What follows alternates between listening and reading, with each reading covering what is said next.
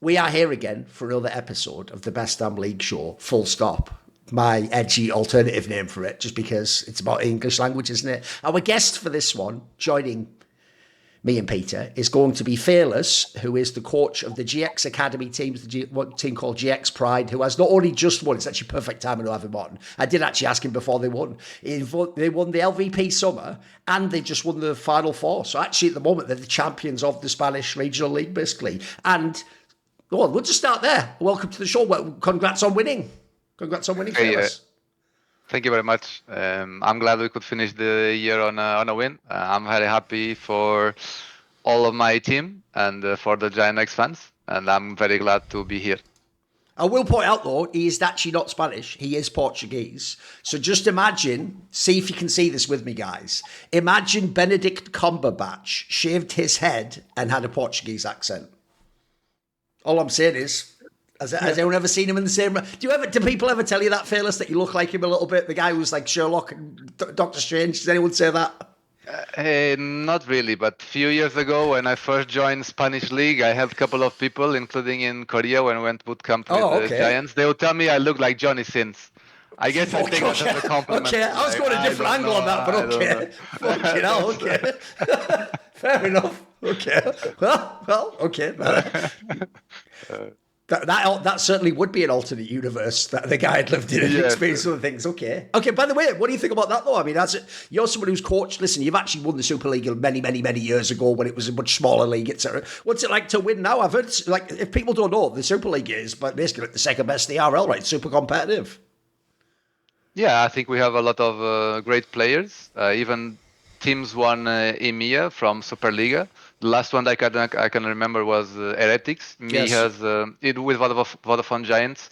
I made EMEA finals in 2019. With my team was Antonio, Razork, Milika, Deadly, and Denik, and many of them went. Most of them LEC, yeah. Yeah, many of them went LEC after that. So yeah, I mean it's one of the best TRLs. Yeah. The best or the second best if you count LFL a bit better, I guess. All I'm saying, Peter, is technically in this episode, we might actually be able to find more about the enigma that is Razork. Because as an outsider, he's confusing to me, mate. I don't know what's going on there. So maybe we'll ask about it as we go on. Also, an interesting detail I thought before we start, actually, Fearless, is your current team, though. It's funny, I always tell people the reason why the LFL and the LVP are really good is if anyone goes and looks, they'd actually be surprised how many former LEC players play there. Like most, in fact, there's even Koreans in some of these leagues. But I notice in your team, it's pretty much all people who've never been to LEC. Now you've got like a fresh crop of people.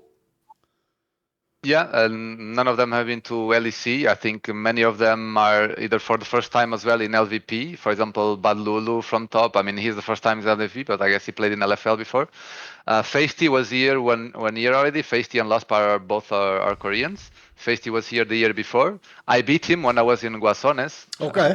that's why they hired me back. I mean, I was in Guasones and I beat them for playoffs. I made finals against Heretics. And Feisty has been here for 1 year. Lospa has been here since the beginning of the year.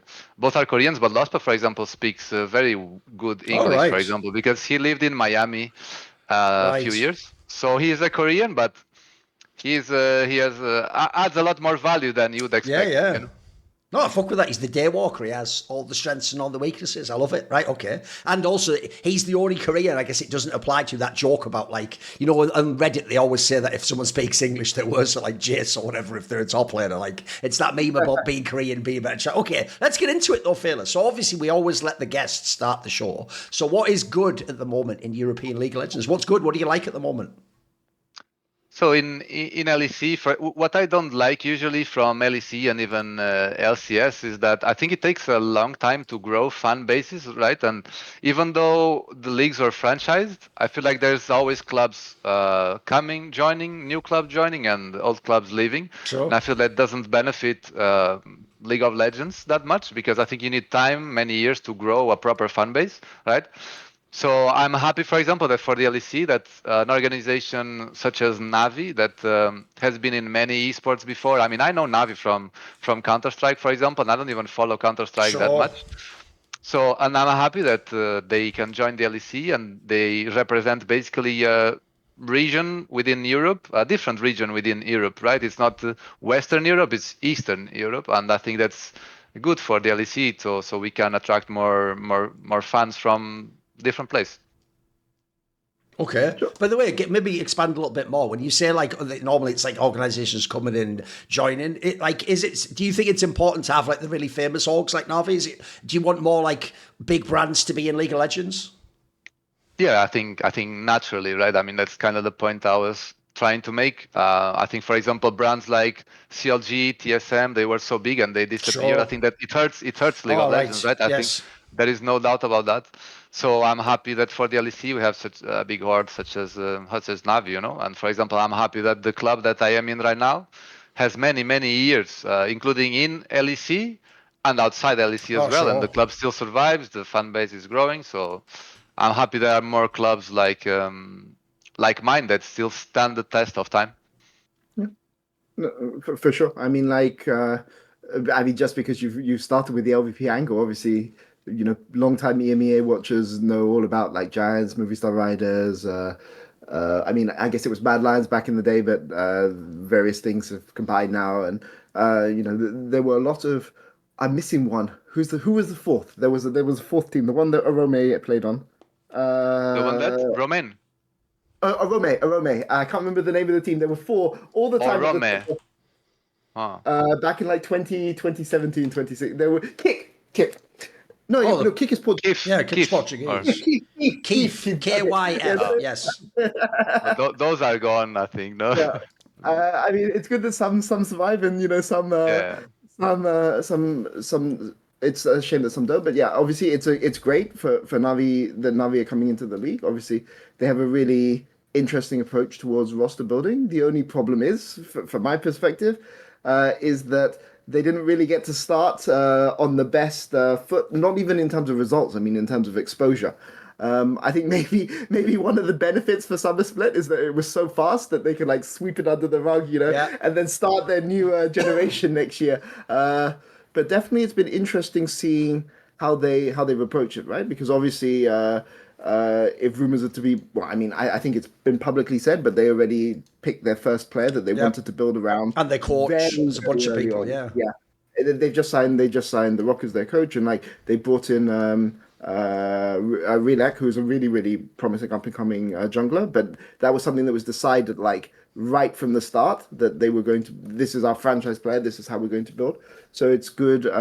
It's a case of they already have a plan coming in, and it's not we're just going to pick up the scraps from what's available. So I think that's something that is admirable. But looking forward to see how they do next year, because I mean this year it was either like neutral or like net negative for sure because of the format. It just feels like they had to finish the year with a player that they currently have, no, and that's it, I guess, no. But I like their foundation for next year. If those are the two pieces that they got, I'm kind of sad for Tiger. I mean, I think Tiger's your old player, right? Just so unfortunate that you join an LEC team and right after there's a new jungler that you know will take your place for next year. So having been a coach for Tiger, like I'm sad that was the situation and the chance that he got in LEC. I really hope he gets a new chance. We'll see. But regardless, I think if Rylech and the Rock are the two pieces they will have for next year, I think it looks like a solid foundation, I guess. I mean, my angle I would approach this from, since we're looking at like Navi, the org, not just who they are in League of Legends, because that identity isn't established. Like, I agree. I don't really count this summer split. Like, to me, like the clean way would obviously be they join after the end of this year and then they're just for 2026. But if they've come in early for whatever reasons, maybe it's actually on the rogue side, maybe they wanted to sell earlier. I don't know what the angle is. Or you could also argue they've also just wanted to test the waters and see what it's like to be in for a split. That's fine. To me, it only really counts from like next year onwards. But I agree. I actually do think people miss this angle. It's actually the reason why, even though if you've ever watched my content like Summoning Insight, famously, I'm supposed to be the biggest TSM hater of all time, right? Like me and Monty are basically like the fucking villains for TSM. But when TSM was leaving the league, I actually said, people don't understand what an enormous, almost impossible to recover from blow this is if you're in North American League of Legends. Like I said, in that scenario, it doesn't even matter if another famous brand joins. You can never beat TSM immediately. It takes years to build that up. And once you have this, like, I think of it like sports clubs. Once you have this like heritage and this history, that's another reason, by the way, why people want to play for you, because they want to be part of that lineage. They want to be the next Bjergsen of TSM or the next whatever position they want, double if if to whoever they think of it that way, if it's a brand new org with a totally new name, that doesn't have the same appeal to it, you know. So I do think that matters. I think it matters for people wanting to be professional and to play in the top league and all that jazz. And I also do think as well, people underestimate. I know now because of things like the Esports Awards, they have 1 million games they reward. I'm sorry, if you're actually a hardcore industry person, we have what we call the big three. And the big three is very simple. It is League of Legends, it is Dota 2, and it is Counter-Strike, now Counter-Strike 2. Those are the three biggest games that everyone cares about, and those are the ones with the big world chat. And so NAVI was a brand that was only briefly in League. If people don't know, they actually were in League of Legends at the very beginning before the LCS era. They used to have a bunch of like German players, for example. And then like beyond that, though, they haven't been involved. Like, in fact, Dota was their game. That was the one where they won TI and all that jazz, and they've been huge in Counter-Strike. I love the idea that they've completed the big three now. They're actually, hopefully, because of LEC. I think it would be different if they'd have come to an ERL. If they'd have bought an ERL team, that might suggest you want like to dip your toes in. If you come to LEC, especially when you think about how much it costs to get a slot nowadays, you're actually committing that you're going to be here in theory the whole way. Like, you'll be here in 5 years, you could be here in 10 years. Like, you could. But the real thing that's exciting to me is I don't think the first roster will be awesome, but if they actually like League of Legends in the next few years, this is an org that actually has the capability to invest a lot and to actually build a big squad as well. So I think if people look at, especially because they're replacing Rogue, the way Rogue was going at the end, they had money, but they did a bad job with it. There's one other thing I wanted to point out, actually. I wanted to see what you guys think of this.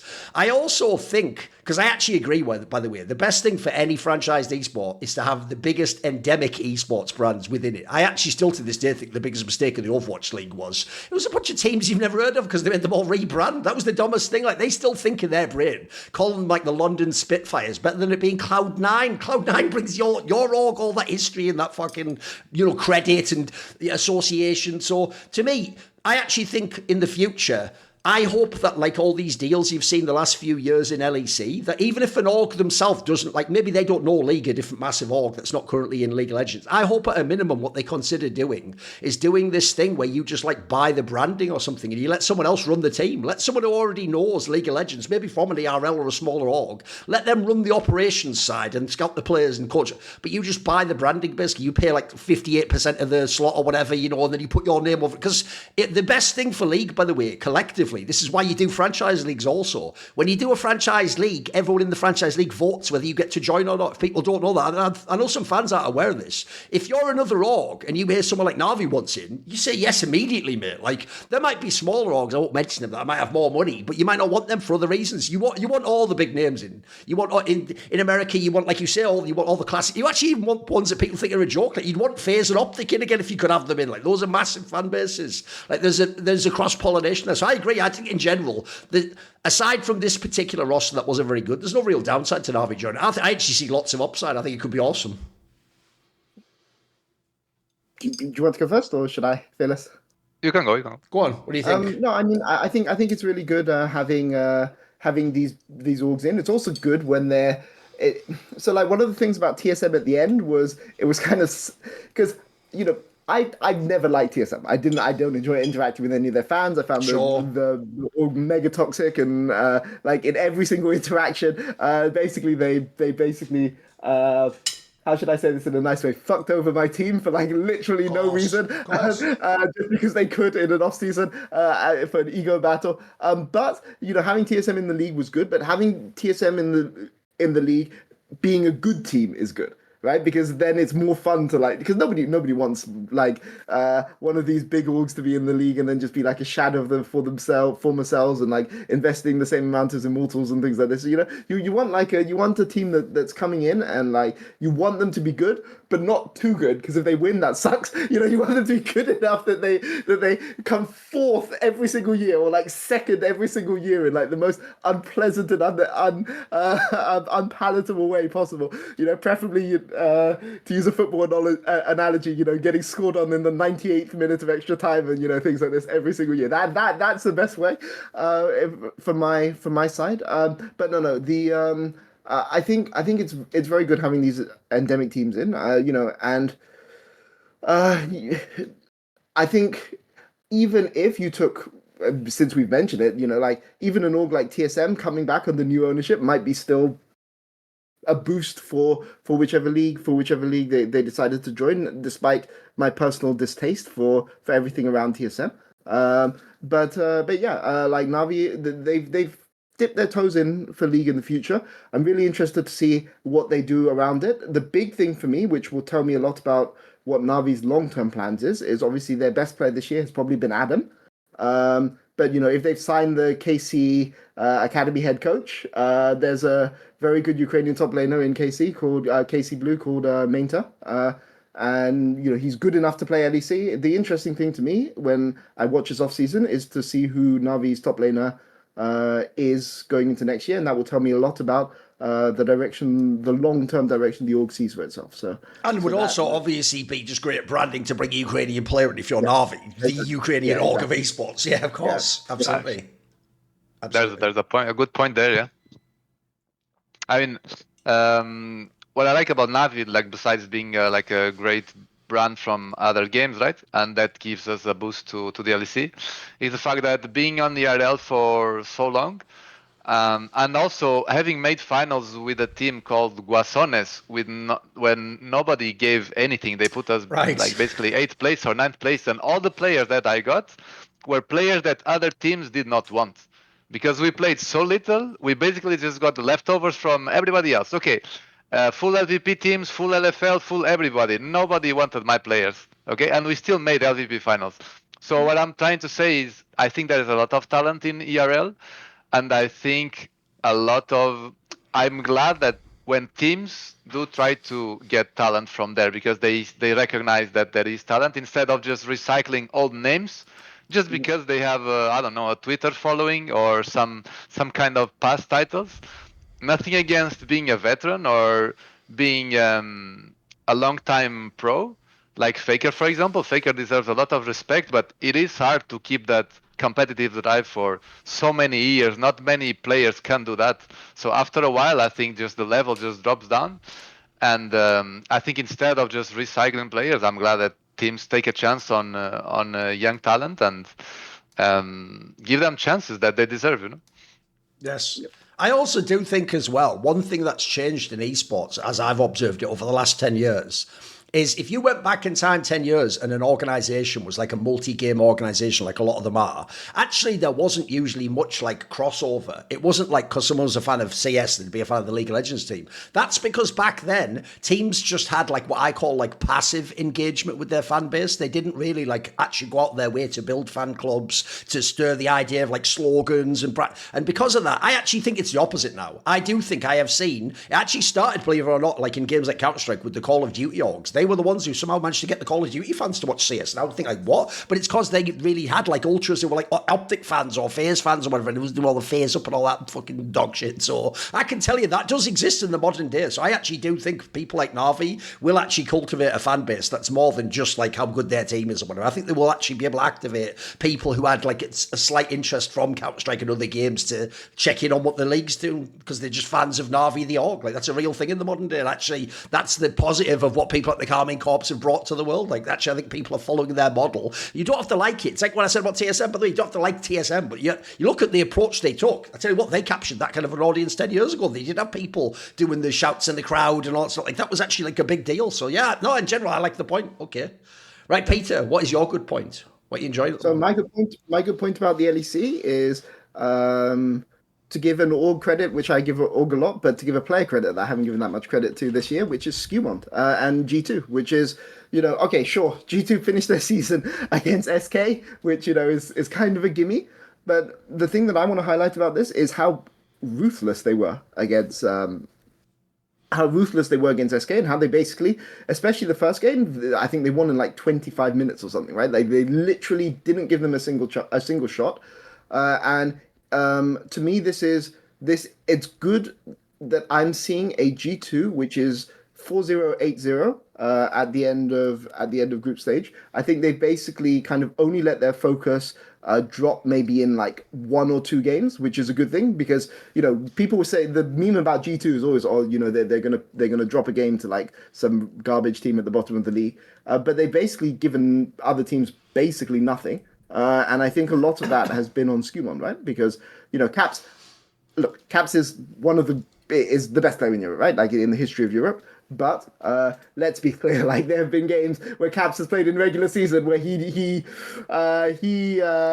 he tests the limits for what he can do on the Rift, and like sometimes it doesn't work to an extent, and that sometimes kind of impacts the rest of the team. But I will say that one player this entire split who's basically given opposing teams nothing, no matter whatever he's playing, is SkewMond, and you know they're in playoffs against KC, and I hope that we see a very strong series, but I hope that we continue to see this ruthless G2 in domestic play, because frankly, you don't, if you're not cleaning up consistently domestically, how can you possibly hope to compete against international opposition? And I mean, to me, this is good because it sets a marker. It sets a marker for G2 as an org itself, but also a marker for European teams as a whole, right? Which is take your domestic competition seriously, and you know you may think that you're better than some of those teams, but go and close out those games. And I think that there's definitely some other orgs within LEC who can learn that lesson, and you know maybe keep the intensity high even when things aren't necessarily as important, because I think it's important to fostering a winning culture long term to have these ruthless demolitions of these lower table teams, as boring as it is for fans to watch. You know, if you want to make it fun for the fans, put SkewMond on Mundo or something, but ruthlessly dispatch the team that's weaker than you, right? And that's what G2 have done this split, and I give them props for it, because this is a frustration I've often had with some of the top teams in Europe, not dropping games against teams that they maybe shouldn't. That's what I would say. Okay. What do you think, Felix? Yeah, I'm gonna be honest. I don't follow every game probably as close as Peter does, but I do think it's very important. For example, and I'm happy that SkewMond basically joined LEC because he won EMEA, right? So it's a talent from an ERL, and I'm glad that he's finding now his footstep in G2, and they are finding success with him. And I think he was in top of solo queue ladder for a long time, so I think he deserved this shot. I'm glad that right now, with the help of the coaching staff, that G2 are back on good form towards the end of the year, and I do think that they will probably give a good showing for the fans. I mean, I think they also have players that have been playing for a long time. I think they understand that it's not that winter split or spring split doesn't matter, but if you have to choose between winter and spring or summer, I think you want to get to your best shape during summer. I think they are doing that. I have a lot of trust in their coaching staff. I think Dylan and Rodrigo and Romain as well. I think Romain is probably, I would call Romain part of the coaching staff. They're probably doing a good job as well, trying to get the team to perform at this at their peak at this point of the year. And I do think that they are one of the favorites to win the LEC for sure. And I'm happy that SkewMond is also performing very well. I go one step further, just to finish my point. Like I think G2 should be considered the favorites to win LEC. And I mean, I know that MKOI and KC have won the previous splits, but I mean, from what I've seen from the first part of this year, I've had doubts about G2 in past splits, and I've had doubts about G2 in previous years, even in years when they have won in the end. But I think I've never, like, if you ask me going into playoffs to give a percentage, I would say even as high as maybe I think G2 will be LEC champions this split, 60% versus the rest of the league. I'll take G2 versus the rest of the league, given what I've seen. And the reason I say this is not because of Caps, not because of BB, who frankly they're really great players, but like the consistency of regular season. The reason why I give them, I rate them that highly for this split specifically is because of what I've seen from SkewMond and a little bit from Lavrov, but mainly SkewMond, because even when his team have been inting around him, SkewMond has been a rock this entire split, and that's good. Even if it's your rookie who has to give you that solid foundation, it's good that they do have that, right? Yeah, that's what I'd say. But I know what you mean. I actually think the main problem SkewMond has had is he's like the DJ Khaled suffering from success. People forget he's a rookie jungler to the LEC. He's never played at this level at all. And not only that, he's walked into the biggest team in the league. And by the way, with two solo laners that are already like decorated multi-time champions, but are also idiosyncratic players. They're not like your normal top laner or mid laner either. So that's a fucking tough job. Like, people take it for granted that Yike managed it. First of all, they absolutely were more in the Peter Dun, here's how I integrate Jojo and Danny camp when they brought Yike in. They were really like kid gloves with him. And Yike, by the way, if people don't know, is a much older player than SkewMond and had played many, many years in League of Legends. Like, I actually think SkewMond, they've thrown a little bit more in the deep end bit. They've made him like sink or swim. And I'll tell you what, there were the odd moments where he sank. Like, you look at the two finals. Like, I think that a lot of people would look. This is why I agree with you, Peter. Essentially, I think if you look at how they played, if you're watching the regular seasons, by the way, he's been awesome in all the regular splits. I think he was amazing last split too. He was like an MVP candidate. Then you look at the playoffs, the team is never as good if he isn't at his peak. Like, you can even say internationally, the odd games they've taken off the Gen Gs of the world is when this guy smurfed. Like, it's when he had like a really awesome, like Maokai game or whatever, like he has been like one of the major win conditions when they actually look really good. It hasn't actually just been like Cap smurfing, or their team isn't like the past 2 years where it's built around Hans Sama every time, getting onto his best picks, etc. And also, I think if you look at this as a player, like, I saw there was an interview before MSI with Inspired, and bro, I think he is in the lineage of what you get with Inspired and Elyoya and these players, where they're not just like the jungle where it's like, wow, look at his hands, wow, look at the ganks. Like, no, it's like their mind is clearly the tool. Like, they've got a crazy control over the game. And I saw that in the Inspired interview, he even himself said that he thinks SkewMond is going to be like the Canyon of Europe or something, which is, by the way, that's pretty crazy praise to say in this era when Canyon is like the goated jungler. But I see what he means, because what I love, Peter, is this isn't like a jungler. We talked in the past episodes about players like Isma, where it's like you can tell someone else is sort of like scripting the game for them or telling them, just follow these gears. This is the guy where the reason why I'll take him failing every now and then is because, mate, it looks like if it works, he's going to be some like god-tier control jungler, like this guy said, like Peak Canyon or Tarzan or something, or Inspired. And by the way, as anyone who watches LTA or international tournaments knows, people like Inspired is exactly what we need in the West. Those are the pieces that give you a chance against the Asians. So all the fans right now who were G2 fans, because they haven't won the domestic championship and they were just like, all right, internationally, have lost hope. It's the other way around. This guy actually might be the reason in 2 years you could make a run at a Worlds or something, because that style of jungle, it's really hard to pull off. But if you do, there's a reason it's called control. You'll be a fucking unbelievable macro team at that point in time. And like I say, you just look at the rare times they did look good internationally. He was always having a good game. That was when he just got it all going, didn't have any problems. No, I'm with you, mate. Like, right, put it this way, if he can play the way he did so far, they win the split, I'm with you. Obviously, the question is, can he keep it going? But again, I don't put as much pressure personally because he's a rookie. Like, I think he's already done great for a rookie. This is like, what, like an 8 out of 10 at least? This is pretty good, mate. For sure, and he, since we're comparing him to Yike, Yike had peak Mickey, and true. Let's be clear, Caps and BB were more consistent 2 years ago. I'm not saying that they're getting old. I'm not saying they're getting washed. I'm just saying that in 2023, they were more focused. They had more things to prove or something compared to. By the way, I think you could also even argue the other way too. You could also argue, I would say that, mate, I think domestically this might be one of like Brokenblade's best ever splits. Like, he looks really good. I also feel like he's like synergized with him in a way I haven't seen with a past G2 jungle. It looks awesome, mate.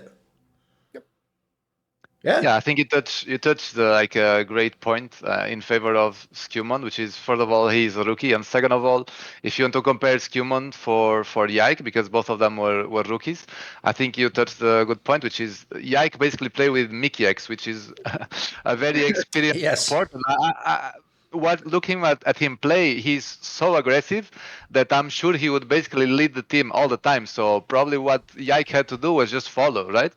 But I think with Labrov, I get the feeling that the synergy and the communication is a bit different.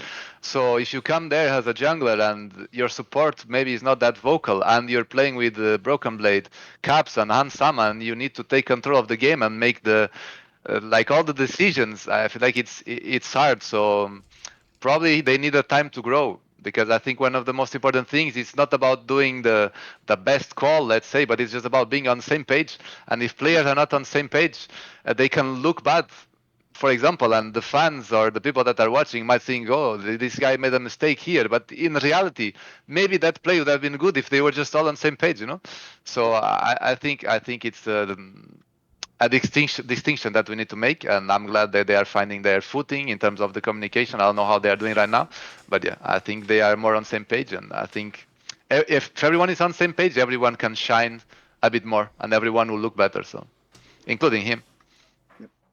Right, okay, for my point, my good point, I'm actually just going to take one of the upper bracket matchups. I am really looking forward to watching Karmine Corp against G2. Maybe there's even World, by the way, where this will be the final too, because this was the matchup we never got in the last playoffs. And I think if you were watching MSI and you were seeing G2 look at mediocre, the real team you wanted wasn't Fnatic or anything silly like that. It was obviously Karmine Corp. Like, that's the team where you look at, like, the team fighting was obviously fucking awesome, even when they were looking dodgy. Certain players, you want to see people like Callista. Again, these are generational players. That's who I want. I want to see Kana. I want to see him play against them. I don't want to see fucking Merwin play against the best top laners in the world. I don't want to see fucking... Listen, Super's good, but again, I don't think he's going to donk on Ruler, is he? The point is, Callista actually thinks he can. He would try and do some crazy pixel move around a fucking, spell or some shit like that. So, this is the matchup I've been waiting to see for ages. And in fact, now it's even better, Peter, because right now, G2 is peaking, like you say. They even look like they've addressed loads of the issues. They're not as obvious in the draft. The macro looks better. They've integrated most of the players. Labrov still has his issues, but it's not that big a deal at this point in time. It's actually fine. Broken Blades maybe at his peak. Then you've got Karmine Corp. Look, they maybe have had some of more of the issues in spring rather than winter. They're not really as peak as they were before. But you still look at the roster. They've probably still got the best roster in Europe, mate. Like, especially now that Humanoid left Fnatic. I think it's the best collection of talent you've got. By the way, you could even argue Kana might be the best player in the whole LEC. The guy just never stops being awesome. So I think this matchup looks awesome. I think both these teams personally, I think are going to Worlds as well. So I'm ready for it. This could be the finals preview. I'm up for this one. I also like the style clash as well. Like, if G2 control the macro in the first 2/3 of the game, maybe they just win the series. But maybe that amazing team fighting can come from behind and still win all those battles. Maybe we can get the right champion onto Canada and he can fucking affect that. I think this looks awesome. This looks like a fucking great matchup. It's like just a marquee matchup. What do you think, Fearless? G2 against Karmine Corp. Yeah, definitely could potentially be a final. It might as well be. I think K-Corp looked very solid in Winter Split. They were the clear favorites. They seemed like the best team, and right now other teams I think are catching up. But for sure, they are a solid team with solid coaching staff. I'm looking forward to those. I think for sure, not for sure, but very likely those teams will represent Europe. I think we want an Europe as strong as we can. So, for example, I don't need to go watch LCK and LPL, and I want to show my players some clips, and I can just go to LEC instead because we are the fucking best, right? So, yeah, I think it's gonna be a great series, and I'm looking forward to it for sure. Do you have a prediction? Who do you think is going to win? I would have to say I would have to go with what the stats would say, right? So my prediction would probably be G2 right now since they are on an ascending trend. But I honestly don't know. Maybe like 3-2 for G2. Peter's taking G2, obviously, as he built up already. I'm taking G2, but I mean, for what I would say for Spring Split is this is the matchup that I really felt I got cheated out of in Spring. Yes. Like, I mean, respect to Koi, and I do want Koi to win, and I want Jojo to win, and I want Mirwin to win, despite his issues internationally. But like, there's a lot of players on Koi I want to win, but I felt that basically the top three teams in playoffs last year were in regular season it was Fnatic, but in playoffs it was Koi, KC, and G2.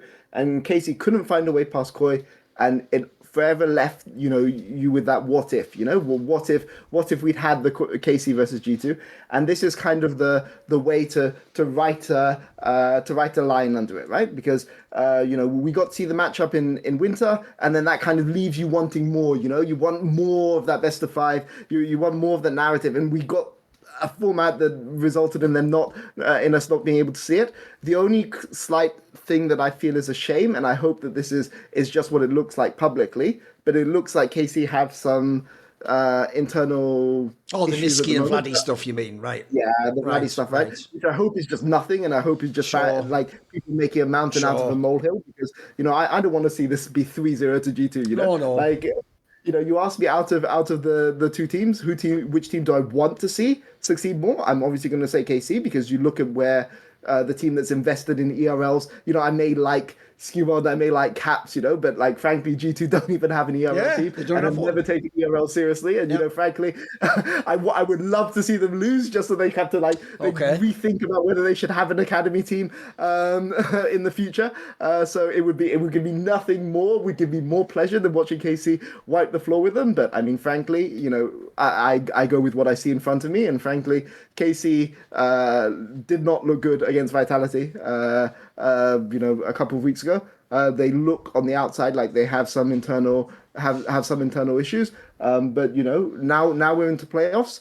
Playoffs have a way of either amplifying your internal issues to the absolute maximum, leading to systems collapse, or they have a way of like sweeping those things under the rug. You've heard, how many times have we heard stories about a team that's had internal issues collapsing under the strain of those issues, or as Thorin, I'm sure you've talked about with people like Forgiven or the one there. You can have a team that has a ton of internal issues where the team is barely functioning, sure. And then they get to playoffs, and then those things suddenly don't matter as much. Winning heals all, doesn't it? It just does, mate. Yeah. So I'm hoping for a good series. I mean, let's be frank. From what I saw 2 weeks ago, I think it's a 3-1 G2. But yeah, I love the stylistic clash. I love that. I love this. I love that we've got this matchup from the narrative, right? I think it's good, and I think the key for G2 just have to keep doing what they're doing. But the key for KC, if they want to be able to win this matchup, is they need to be able to punish the G2 solo laners really, really hard. And how do they do that? That's going to be punishing them in side lanes, because I think one of the weaknesses that G2 have had is sometimes they push their limits a lot in the side lane and they play very, very fast, right? So one of the things that G2, one of the weaknesses that G2 have is sometimes like they're rotating somebody to an objective, but they'll start the objective maybe 10 seconds earlier than they should, right, or 5 seconds earlier than they should. And you need to, the way you punish things like this, because they expect the other team to just respect the rotation, right? Or they expect that they're going to prolong the fight so that it's not going to be a disadvantageous fight. The way KC have to play against this and the way they have to punish this, either kick the guy in rotation, like trap this guy and just trade the objective and get the extra kill on your way out, or be really, really decisive in just punishing G2 when they try to like spit in your face, right? Like if it's a 4v5, you cannot hesitate against G2 because they will murder you on the map. They'll cheat your side lane wave. They will take liberties with positioning and things like this. KC just have to really, really punish them hard. And this is what happened when KC won the finals in winter. Basically, G2 were kind of disrespecting them and kind of spitting in their face in terms of contesting mid priority and taking objectives with numbers disadvantage. And G2 will always do that, right? Because of the players that they have on that team. And KC just have to be decisive and punish it, right? But yeah, I think it's a 3-1 G2 for me. Okay.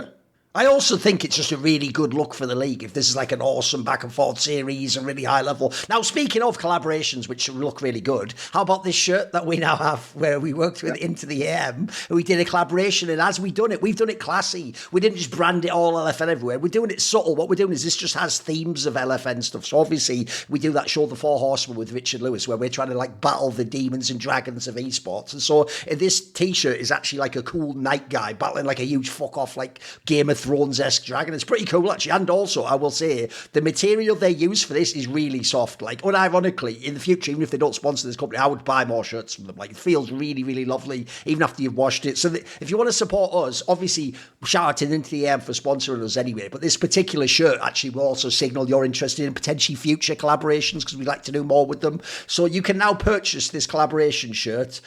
It's you go to on the screen there, intotheam.com/LFN hyphen or dash, whatever you say, TTEE2, and then you will get 10% off using this link off the shirt. Also, right now, until I think it's Sunday, so the 7th of September, they are having one of those like American Labor Day sales. And that means everything on their website has like different sale prices, but some items go up to 50%. But the cool thing about the sponsorship with us is they stack our code with all of those sales. So if you found an item that was 50% off and you used the code, you'd get 60% off basically. So brilliant offer as well. Thank you to them for supporting us and giving us a little bit extra for the people who follow this show and follow LFN. If they ask you at the checkout, like, where did you hear about them, just say into the LFN or Best Damn League Show. Thank you for that. Anyway, let's go on to the next section. So the next section is the patented whining section, because it's the bad. What is bad right now, fellas? What don't you like about things?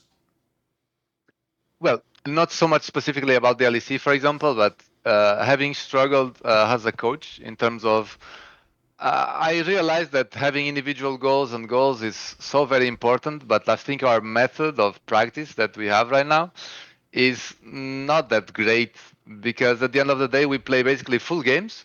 So let's say our goal is to practice dragon setups, right? Let's say that's what we want to practice.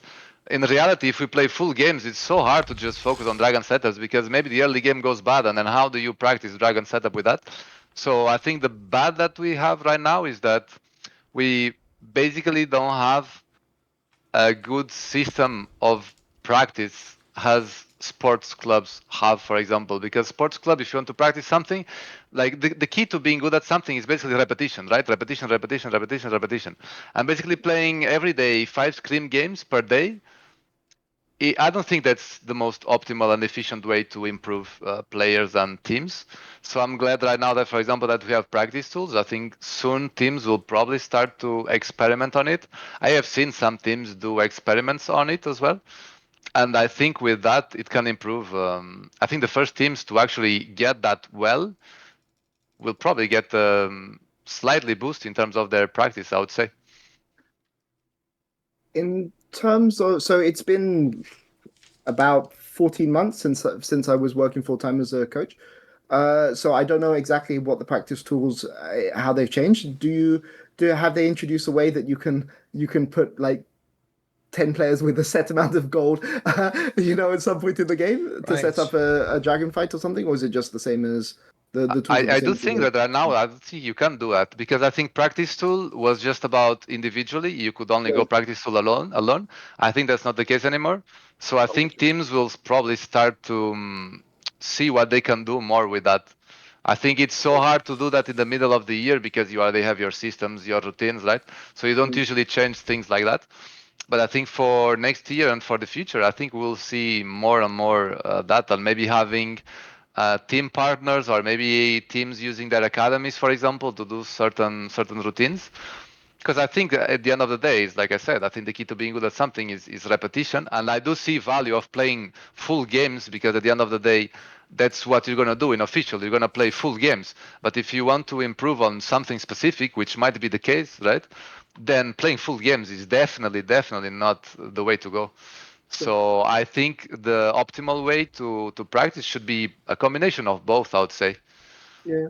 No, I agree. Okay, I mean, so to be clear, this is something I don't really have knowledge of, because I wasn't really, I haven't coached with it. But what I would say is, at the point where this is something that you can easily do within the practice tool, one underdeveloped part of the market, which I would say, if you're an entrepreneur, think about how you're going to do this, is setting up scenarios, right? Like one of the sometimes as a coach, I have ideas of what I want to do in my head, but it takes a lot of energy, it takes a lot of thought resources to be like, this is a very, very specific scenario. I want every single champion to be in like this kind of position. If you're in like if I had the option, for instance, to go to like a third party organization and be like, I want your team fighting dragon level 1 pack of 100 scenarios, or whatever you're selling, and then I can just load it onto the game, and then I have like 100, and probably like 20 of them are going to be completely useless, probably 30 of them are going to be unrealistic, right? But if I can just buy a pack like this, for hopefully not for too much money, but like it depends, and then just I can go and say, okay, we go and do scenario 37 today, right? Or if you're not doing that as a third party, or you can use your academy people or things like this to just set that up. and just have those scenarios that you can just run over and over and over again. I think that can be really, really valuable. It's something that when I was a coach, I found incredibly frustrating. Like I don't think blitz scrims are that useful, right? Like I've done blitz scrims in the past. I don't think that they're super, super useful. I've done obviously you have the normal scrims, but the one thing that I was killing, like I would have just given my right arm for, is just to be able to run dragon setups Right. 40 times, like slight variations on every single dragon setup. And if that's something in the tools you could do right now, you would be foolish as a coach not to take advantage of it. That's what I would say. Sure. Yeah. For sure. And but for example, some of the things that I've heard from players as well is even if you try to do that, they will say, "Oh, but leading to the Drake setup, there is always different circumstances because maybe, for example, enemy team just pushed top, so now instead of being there in Drake at the beginning, now you need to react to their top and then TP, for example. So it's not like you can just pause with all the 5 players ready." And then you can just say go, right? Because in the real game, there's always going to be slightly variance. But for sure, you can replicate something that you can translate that into a real game. For example, let's say maybe more in terms of how you are supposed to play the fight. For example, maybe you have a flanking composition, which your win condition is basically to dive backline. And you are not that good at that. You're basically just good at playing front to back because it's just the easier win condition to execute. You're not that good at diving backline. Maybe you just need to practice that, for example. It's the best way. Instead of playing 5 games and trying to look for Drake setups that you can do that, just go into practice tool and actually do that. Yeah, but I mean, I think the big thing. So obviously, I'm not coaching. I have no intention to come back to coaching in the near future. But the one big thing that I would say for coaches that face opposition like that from your players is do a scenario, like the types of scenarios you want to do are scenarios where one team has positioning but has gold, right? So you could be like, maybe you have no wards on your support, or you have like 2k gold on your AD carry, or like 3, like you can get an item on your AD carry. You have positioning on the neutral. Opponents have reset, right? And then play out the scenario from the next 3 minutes, either to maximize the trade that you're getting for the dragon, or to factor in a way that you can get a proper reset. And then they can't, obviously the opposition that I've seen from players is often to these kind of ideas is often, oh, this scenario we're fighting right now, dragon is spawning, or dragon has just spawned, or dragon has spawned in 10 seconds, spawns in 10 seconds. This is an unrealistic situation because we're never going to be in these exact positions. Fine. Then the counter you have is, fine, we play for 1.5 minutes in the past, 2 minutes in the past, and we just drill your setup. And I give you the option to trade for dragon if you want, but we're going to review this situation, and I'm going to go and ask you if you're going to trade for dragon. Why are you trading for dragon here instead of contesting this, instead of playing for a better reset or something? So that's kind of how I would frame it, rather than going for these individual snap in a team fight situations. Unless those are there's some players who love playing ARAM who would love those kind of snap situations as well. But I would say, yeah, have a mixture of the two different styles depending on your team.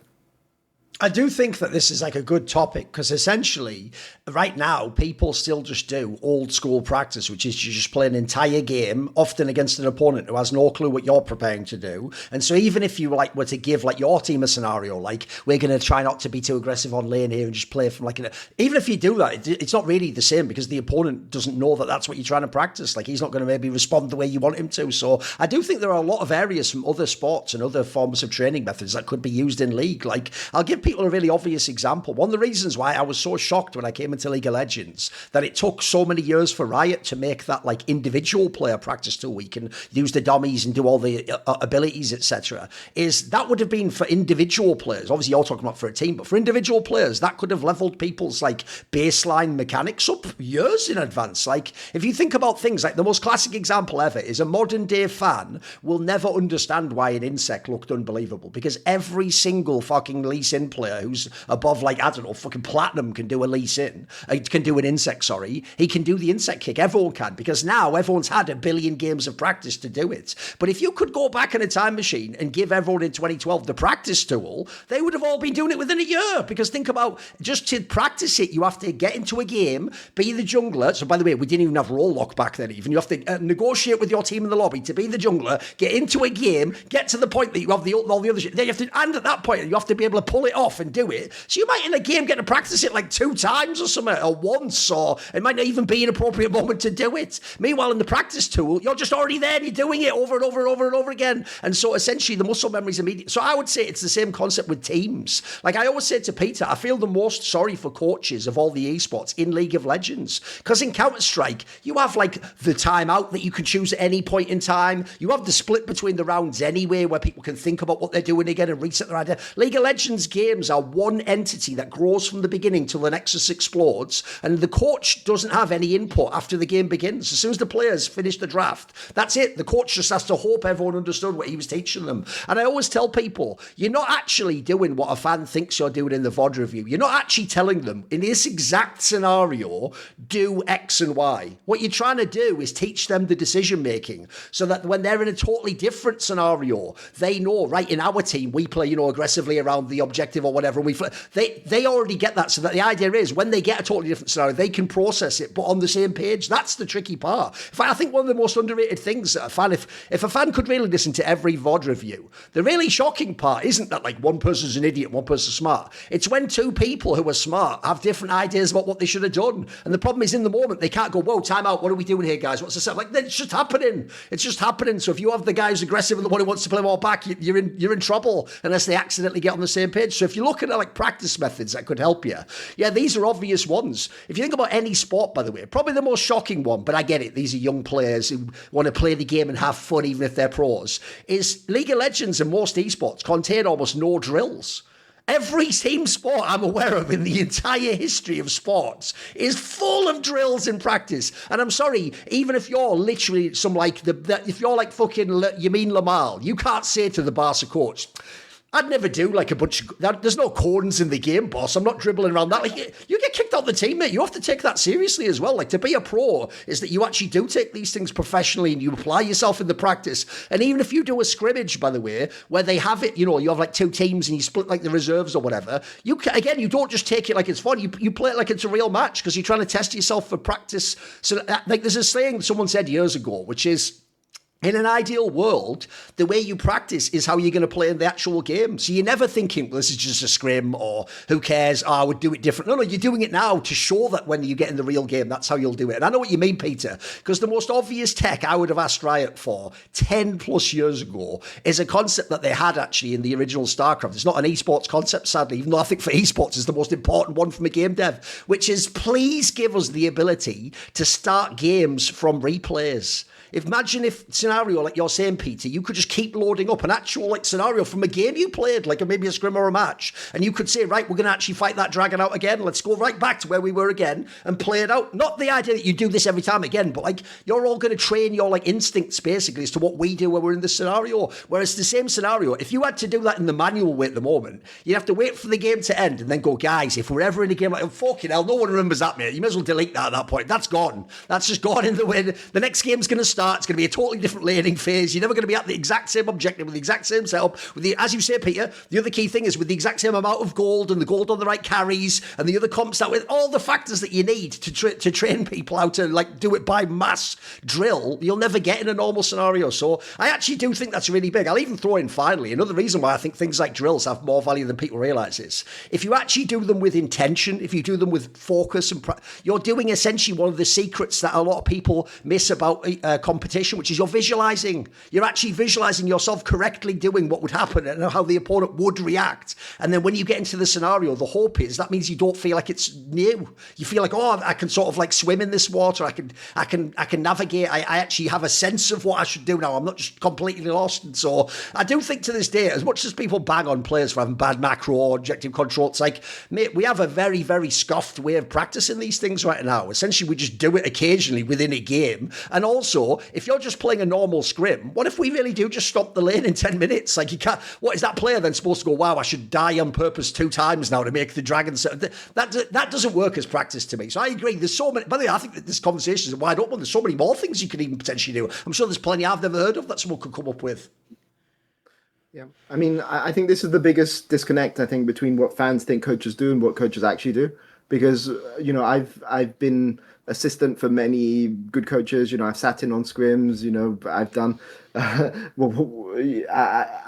always tried to just try to understand how other coaches see the game.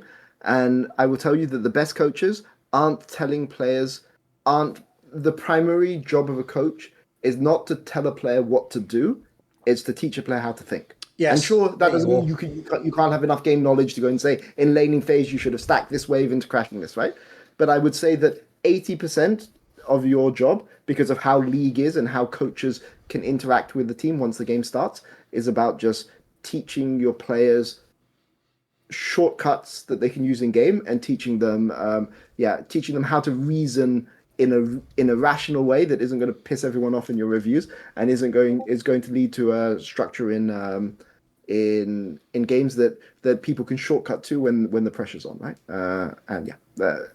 Having these systems in place these options in place would allow you maybe to do more of what like a basketball coach does or what like a football coach does, with X's and O's and things like this, like on a blackboard, but which we just can't do right now.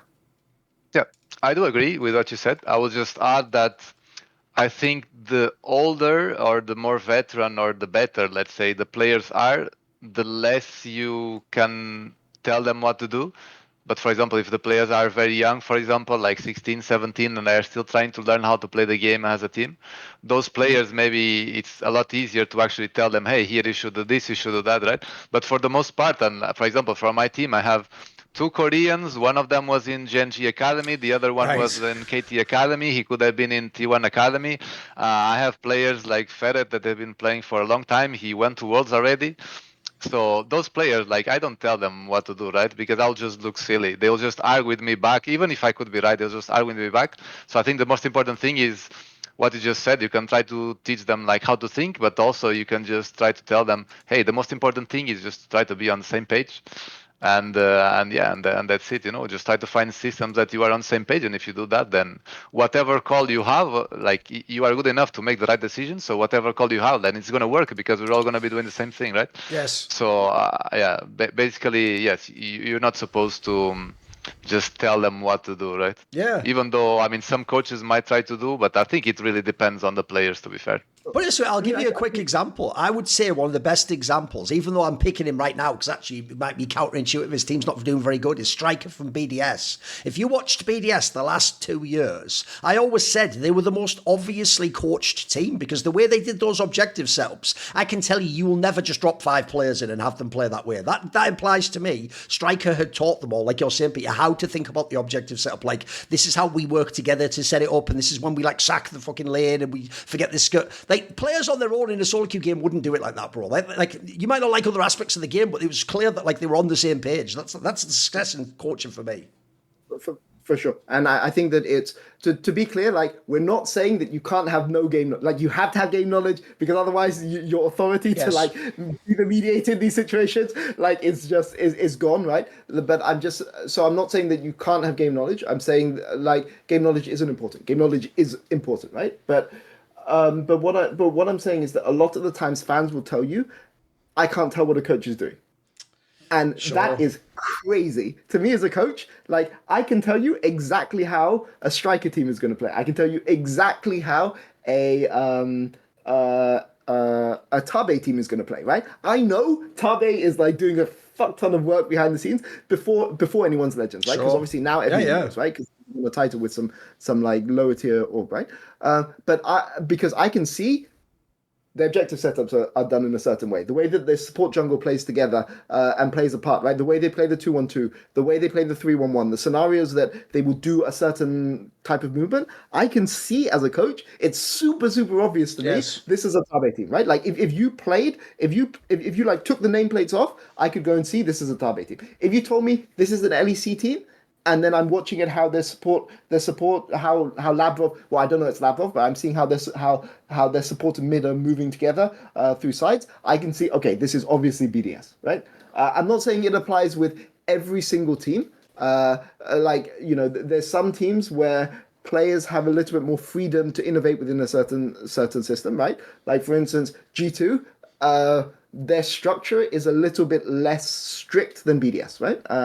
And that is, it's not always easy, but for people to tell me that you can't see what is a well-coached team, I think that's Yes. nonsense. And I think that basically even in the lower as you go down, right? Like if I'm watching a collegiate team in NA or I'm watching an EMEA team, you could tell much more easily. Like because there's going to be less pushback. There's going to be like it's really really obvious when I'm watching EMEA Masters, for instance, which if I've known a coach over multiple iterations, right? So if it's a new coach, I won't know that well. But if I've seen like a coach for 2 years or 3 years, 3 different teams, I can immediately tell you what this coach is doing or what his ideas are behind the scenes.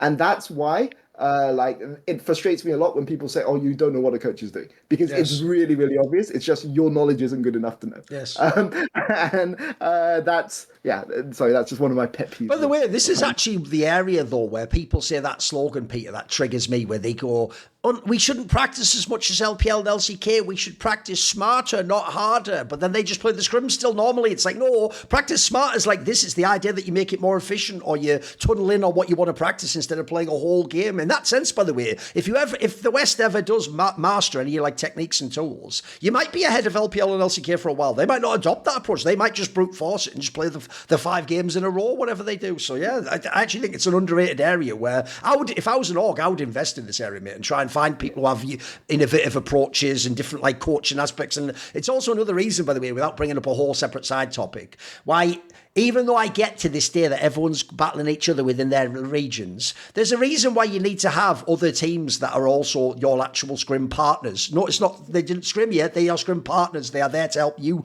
improve. That's why, in an ideal world, to bring it back to G2, that's why G2 and Fnatic should have academy teams. Because if you're doing it in good faith and the academy teams actually have players that one day you hope will be in LEC, one, you're helping them, and then two, they can actually help you practice properly. They can create this scenario Peter's talking about before we get the tool from replay, and you can just have that already. Just to go back a little bit. Yeah, go for it. What Peter was saying. Let me see. Can you go back? What did you just finish saying? He was talking about how he can tell the style of like a team based on the exactly. Okay. Thank you. And basically, like what I'm trying to say is, coaches do still need to quote unquote kind of teach the players the game a little bit. But for example, in my case, for example, it's also about telling them what to do. It's about showing them. For example, that's why I mentioned showing clips from LCK and LPL. For example, a full shift. So basically, let's say your top laner doesn't have TP, right? And he can get dove. What do you do in that situation? Basically, what you do in that situation is you do a full shift. So ADC will push mid and will try to make a play on one side lane, and the top laner will basically take over mid lane. Because if you don't, then maybe you can get dove, or if you don't, maybe then you don't. The play that you do on the bot lane, then there is nobody to take over mid lane, and it's basically just enabling a cross map to enemy team. Basically, you're just exposing yourself. So, and this is something that, for example, I could see like in my team by just showing the clips, right? Hey guys, I think we should do this more. I think this is good. And they see them, and then they will, because they visualize it, they will do it. I don't need to tell them, hey, let's fucking do it, let's do it. No, I just, I show them, they visualize it, they all want to win. So next time they're in a situation like this, they know, okay, we have no TP, so they'll just do it. Yeah, and, exactly. and yeah, that's basically how I think it basically works better for me, for example. Yep. And then also, this isn't actually, I'll just break the fourth wall. I set that up because I know what Peter's point's going to be. So in perfect synergy, what is your point now, Peter? My point is, holy. Okay, so it's BDS. Like it's. Oh boy. Okay, so how should I start on BDS? Like I think so. We spoke about Striker. It's very clear that Striker. So fans will say BDS are doing badly, so Striker is a bad coach. I know, like, he's one of those coaches which 100% what the guy is doing, right? Like, it's very, very obvious what the guy is doing, right? And it's very obvious how the team should be playing in his perfect idea of what a team should do, right? It's obvious, right? But BDS are not executing it, right?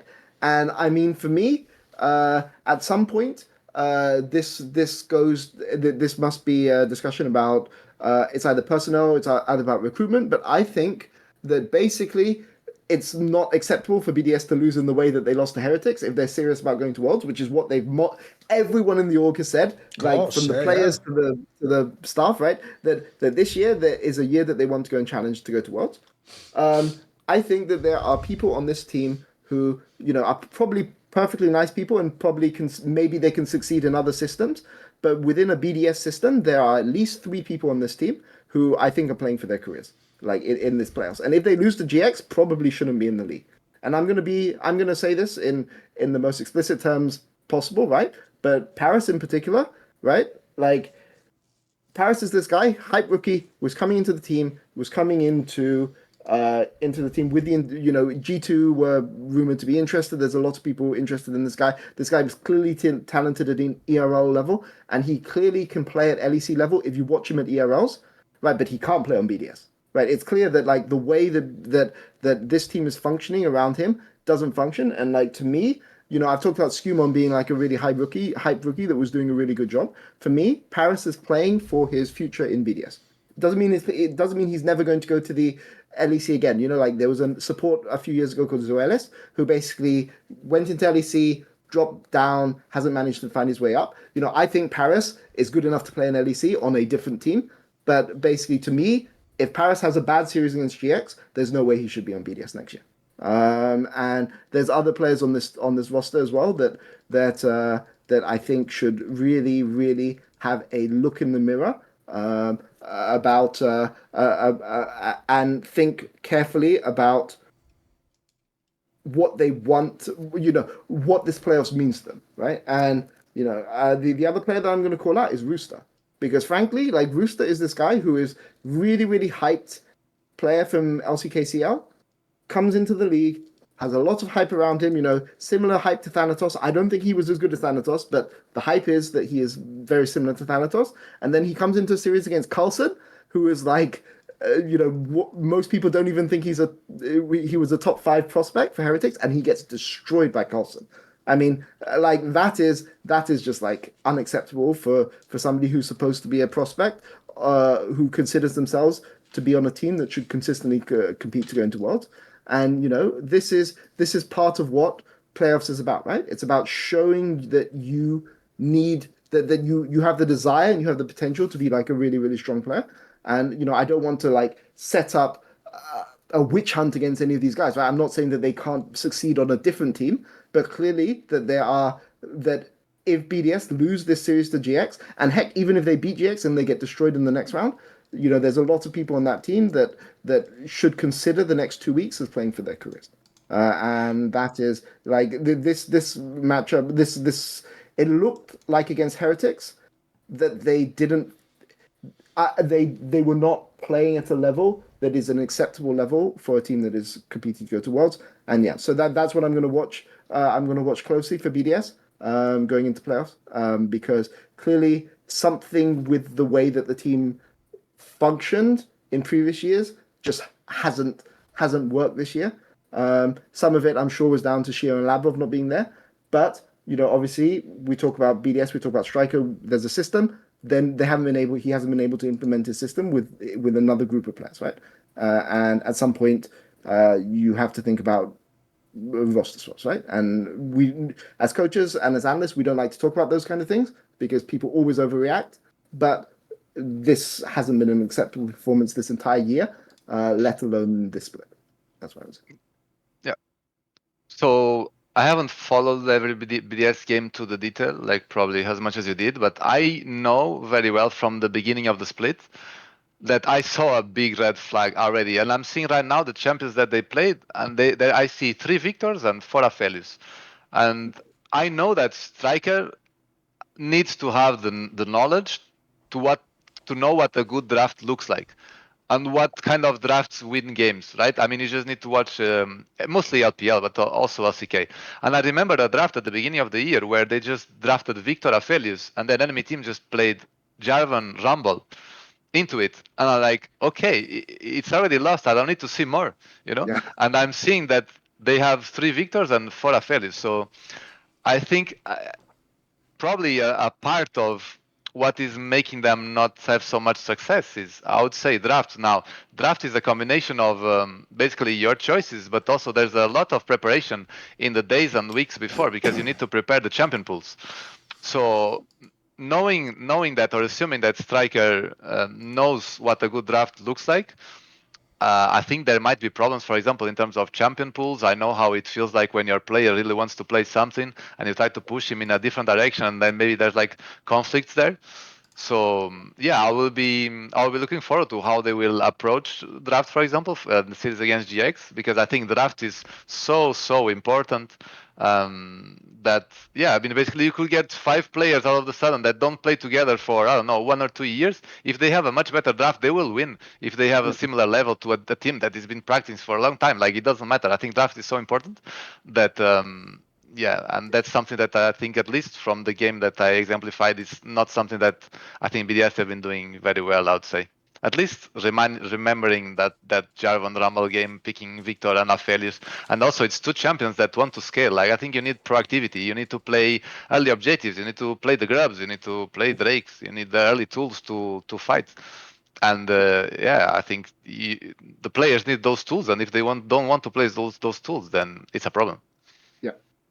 I like the framing, because I do agree. It's not even ugly. It's just bad. This is bad. And in fact, if these players get replaced and they have to like strip mine the team for just a few pieces, it probably should happen. Like, this is basically it. If people are going to forget that because of this big Bukada signing, they've even actually had resources to try a last gasp attempt. That's not even like, you know, where you bring Abadagi in. You've actually signed a player you think's like really important that now can like put you over the edge and get that last world spot. Presumably that's why you do it. You're gambling on that. But the problem is, I know what you mean, Peter. As of right now, that isn't happening. I can tell you right now. If you watch the group stage, they were in the weaker group and they looked fucking whack. They only beat SK. Like, I agree that Heretics series is the one that's like, that's it, mate. After this, like, I can't believe in you. And I'm sorry, this team is completely getting beaten by GX right now. And the reason why that is a disgrace is because, at a minimum, if you look at where they started the year, remember, the offseason looked good. People thought signings like Paris and Irrelevant were like game changers. If you look at the beginning of the year, they should be right with GX competing for that last spot. It should have been them and Koi all battling for that like 3rd or 4th spot at the, depending on how many you'd have for Worlds. Obviously, you'd end up being 3. That they should have been right there. Instead, I agree with you. I think they're going to get eliminated now, and it's going to be the most like ignominious end to a split. And then you're going to look at the whole year and go, what was this year? And by the way, this is actually a good example also of how, like, the coach doesn't mind control the players, because, bro, if you could look back now, even though I agree that the story goes, people think G2 wanted Paris. Maybe they wanted just the BDS Academy jungler and support duo. If you look back now, that ended up being the killer signing that sort of killed BDS, unfortunately, because actually, when you look back, mate, I've seen Labrov in G2. He doesn't do all the stuff he did from BDS. If Labrov was sort of like the general on the battlefield, as it were, for Striker, setting up those objectives, Paris has not been able to do that, and I don't see Labrov do it elsewhere, quite frankly, that much. So it feels like, actually, unfortunately, you've done that thing, Peter, where you get the player you want, it just ends up not being the player you need, and he's almost like the player that doesn't enable Striker's approach to the game, seemingly. So I also feel so bad, because I still think, when I look at this squad, there are 3 pieces. Striker, the coach, who they have re-signed. Nuke is still, by the way, a good mid laner. I always tell people, I said this on Summoning Insight, the problem you have is this: Nuke isn't the player you gamble on the RL player to be better than. You're not going to get, when you open the mystery box, there's not going to be a better mid laner than Nuke in there. It's very unlikely you're going to get a Vladdy. Mate, even some of the people last year, people would have said replace him with like a Jackies. That doesn't look like such a great take now, guys, a year later. You'd stick with Nuke, wouldn't you? Ice is the obvious one you'd keep if you can. He looks fucking mega anyway, mate.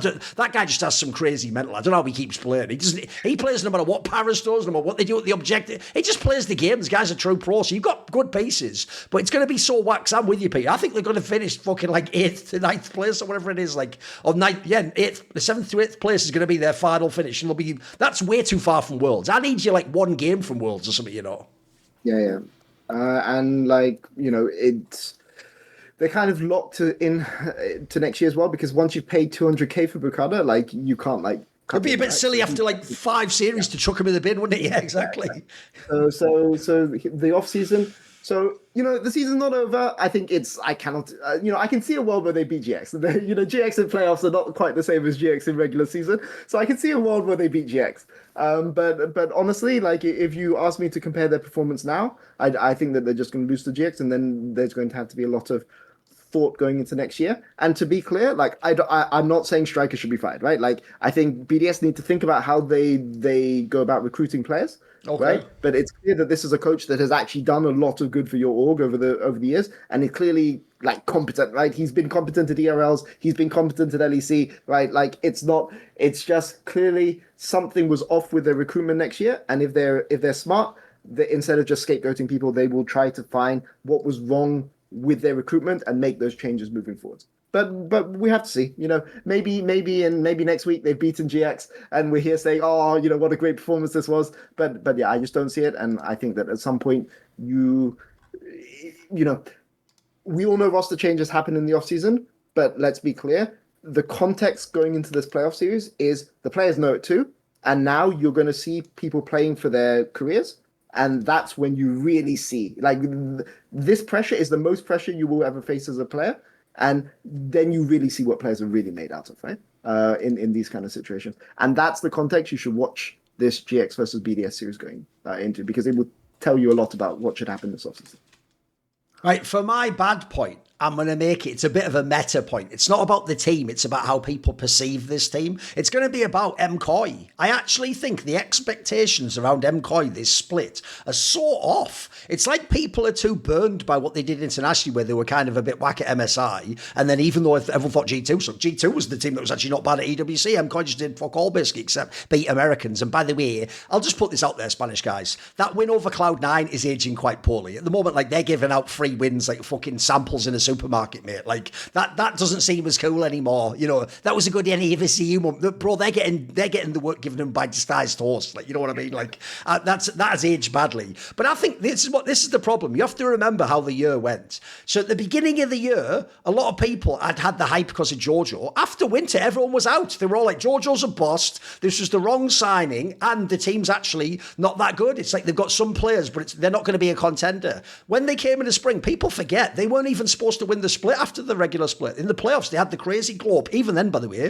they had a lot of really, like, even though I thought they played awesome in nearly all the games, they had loads of like 3-2 series and really close, and essentially you never had to play a certain team, so you had that scenario as well. Then you go international, and because unfortunately it was a bad international set of performances, those weren't good results, and you didn't look good against the top teams, even the BLGs of the world that people hoped you would be able to give. You didn't give a great account for yourself, and in fact, even worse, you could even argue your two best players played the worst. Like Alvaro and El Yoya kind of didn't show up, like, whereas people were hyping you in the category of the inspireds of the world that can do it from the West. You didn't really do it. So I feel like coming in, if people don't know, another area, because I do, outside of this show, I do betting on esports, right? I can tell you one of the most interesting things is seeing what the market thinks, seeing what people are putting their money behind their opinions actually think. And you would be shocked if I told you this, Peter. Coming into this split, MKOI, the reigning champions, was something like 7-1 odds to win the split. Even Fnatic, when Poby had joined, had better odds. People were betting on Fnatic and Poby over KOI. So I actually have extra info. This isn't just like I'm going off a Redditor, one guy getting me. People were betting like this team is not going to win the split. It's not going to be relevant. And I think that is crazy, because even when you watch this split, I'll even play defense for what they did in this regular split. So people did that thing where they dissed them. They went, oh, because they had week one off. I've heard they weren't even scrimming.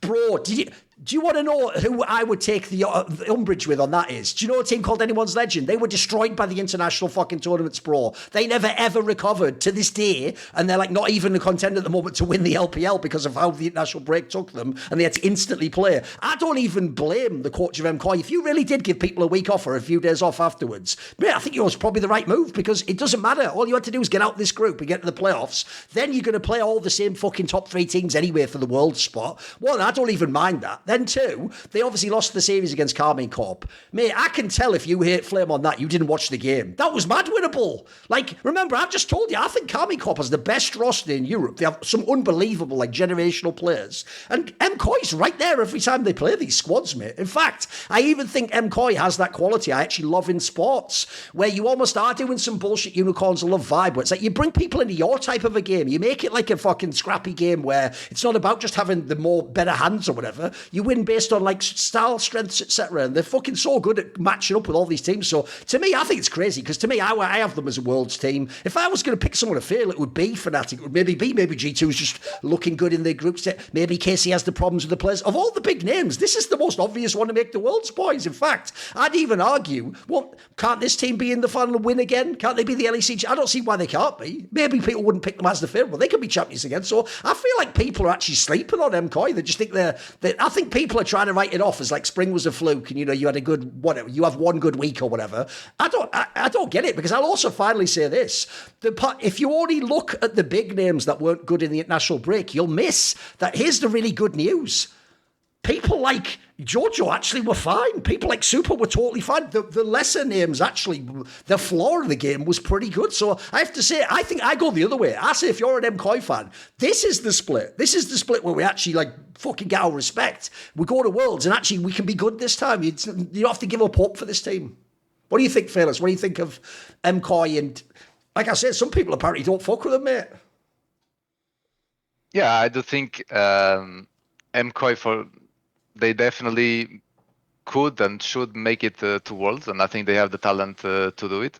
I do think, for example, that Mirwin coming from an ERL, I remember that his champion pool was also always a little bit suspect sometimes. Right, so I feel like, I don't know if it was a problem for them at some point or not, but I think right now, the way I see their drafts and the way I see them play, I think they are definitely like on the same page. And I do like their scrappy style. I think it's something that's already like a big part of their identity. Yeah, I do think they have good chances of beating KC. I would put my money on KC probably. I guess if they had the 7-1 odds, I guess most people would put their money on KC as well. But yeah, I do think it could go either way. Yeah, I want to see as well how GX go this split, because they had such a hype for scrims that I hope they can translate that into stage. Yes. But yeah. Sure, it makes sense. The 7-1, the 7-1 odds, Thorin, would that put them fourth or third? I think they were fourth. I think they were actually the fourth of the big four. Yeah, I think people even had G2 third. I think it was KC first, Fnatic second, G2 third, and then MKOI fourth. Believe it or not, I think that was what it was. This is pre-split. Yeah. I wanted to add something actually that I realized now. For example, MKOI, which is something that it doesn't happen very often, but if you see that roster, it's full Spanish-speaking roster, as far as I can see. Except the mid lane. Or actually, maybe Jojo. Yeah, Jojo. But it's still four though. That's still rare. Yeah, it's pretty rare. Because I do think in terms of identity and communication and culture, I do think that generally helps teams perform well and be on the same page. Yeah. So yeah, even the coach is on the same boat. So I think it kind of explains a little bit why they are so scrappy coming from an ERL and they still can perform well.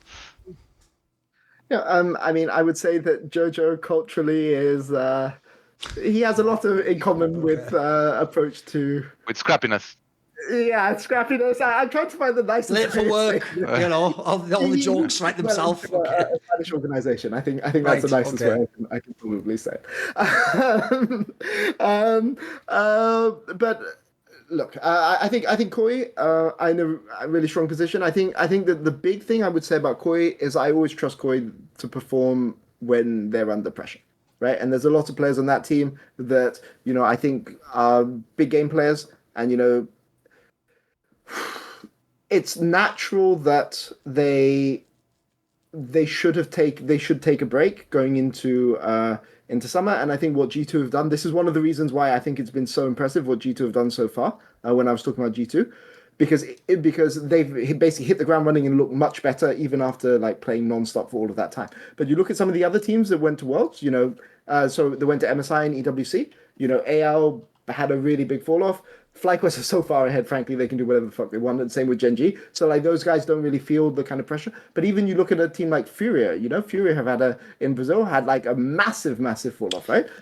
From being champions. Like there's multiple teams that have shown that if you over push, there's a limit, right? There's a limit to how much you can push, and it's about trying to peak at the right time. I think Koi versus Fnatic is going to be a very interesting series. I expect Koi to beat Fnatic. I think Fnatic haven't looked that impressive. I think they've been in the weaker of the two groups, and specifically they've been in the group with the weaker mid laners, which means to me Poby just hasn't been tested, and that we're going to learn a lot from this Koi versus Fnatic series. I think I would put Koi as favorites.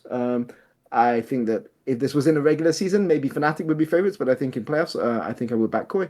I don't think they're going to win the title. Frankly, if they do win the title after everything that they've been through in the offseason, I would be very, very, very surprised. But yeah, I think that there has been a lot of disrespect towards Koi, and I don't just mean like in terms of betting odds now. I mean, like at the start of the year as well, like many people had Koi as like a rank 5 or rank 6 team, right? Not a top 4 team. And I think that they're showing that they have a good level. I'm also slightly scared for the teams that lose in these. So obviously we talked about G2 versus KC and Fnatic versus Koi. This is not a plain walk through in the park if you lose the series. If you win the series, great, you're at Worlds, right? Like you can the stress is a bit down, but I mean you go into the lower bracket, you have the loser of G2 versus KC there. But it's Peter, even though it might sound mad, bearing in mind, like getting to Worlds is more important than winning LEC. You could actually argue this is the most important series you play if you're Coin and Fnatic, right? Yeah, exactly. This is the most important series of the year. Yep. And the path, if you lose, like, obviously, Phyllis, I don't want to put you 2 into, extra BO5s is no small feat. Yeah, 2 extra 5. Yeah, but like obviously GX, if they don't choke, are like really, really scary. There's like Vitality Yes. I don't think Vitality are going to Worlds, but Vitality are a very, very scary team because Yes. they can show up out of Yes. nowhere, right? And obviously you've got like G2 or KC as well. They're sitting for you in lower bracket, so this is a very, very important series, and both of these teams will be under no illusions of this. And I've got a point on that coming later. Don't worry. And by the way, I will say, sadly, this is where we actually need it to be like WWE and rig the bracket. Because, Peter, please, why couldn't the bracket be that if G2 lost, they play GX in the lower bracket? Do you not know what narratives are, boys and girls? Remember the beginning of the year? That's the one we all want. We all want Kyoto to be the one in front of the door to Worlds. But that might still happen. Well, probably not, but let's hope anyway. Anyway. Hey, guys. Monte Cristo here. Surprise. If you're busy with the end of summer and getting into the groove of things again in the fall, you might have a very busy schedule, and if you only have a couple of minutes, well, Factor can help you right out, because instead of ordering food, which can be very expensive and not very healthy, instead Factor can just deliver you a box of food once per week. It's never frozen, and you can reheat it in just 2 minutes with a variety of healthy options. They have premium seafood choices like salmon and shrimp. They rotate their menu every single week, so it's never going to get stale. And now they have global flavors like Asian-inspired meals influenced by China, Thailand, and more. So the variety is definitely there. You can get them vegetarian. You can get them keto-friendly. And you can also get a bunch of add-ons, things like protein shakes added to your box really, really easily. So you can get everything that you can need to make sure that perhaps your lunches or dinners just go a little bit quicker and you have some nice, healthy, non-frozen meals on hand. So eat smart at factormeals.com/BDLS50 off. That's 50 off, and use code BDLS50 off to get 50% off your first box plus free breakfast for 1 year. Great deal. That's code BDLS50 off at factormeals.com for 50% off your first box plus free breakfast for 1 year. Get delicious, ready-to-eat meals delivered with Factor. Offers only valid for new Factor customers with code and qualifying auto-renewing subscription purchase, which, by the way, if you have that subscription, go ahead and pause it at any time. No problem if you're going to take a vacation or you're just not going to eat that food that week. It's very flexible, very easy. You can just do it online with a couple of clicks. So, Factor, BDLS 50 off. Let's move on. Okay, now we are going to go to the ugly section. So what is ugly at the moment, Phyllis? What is ugly?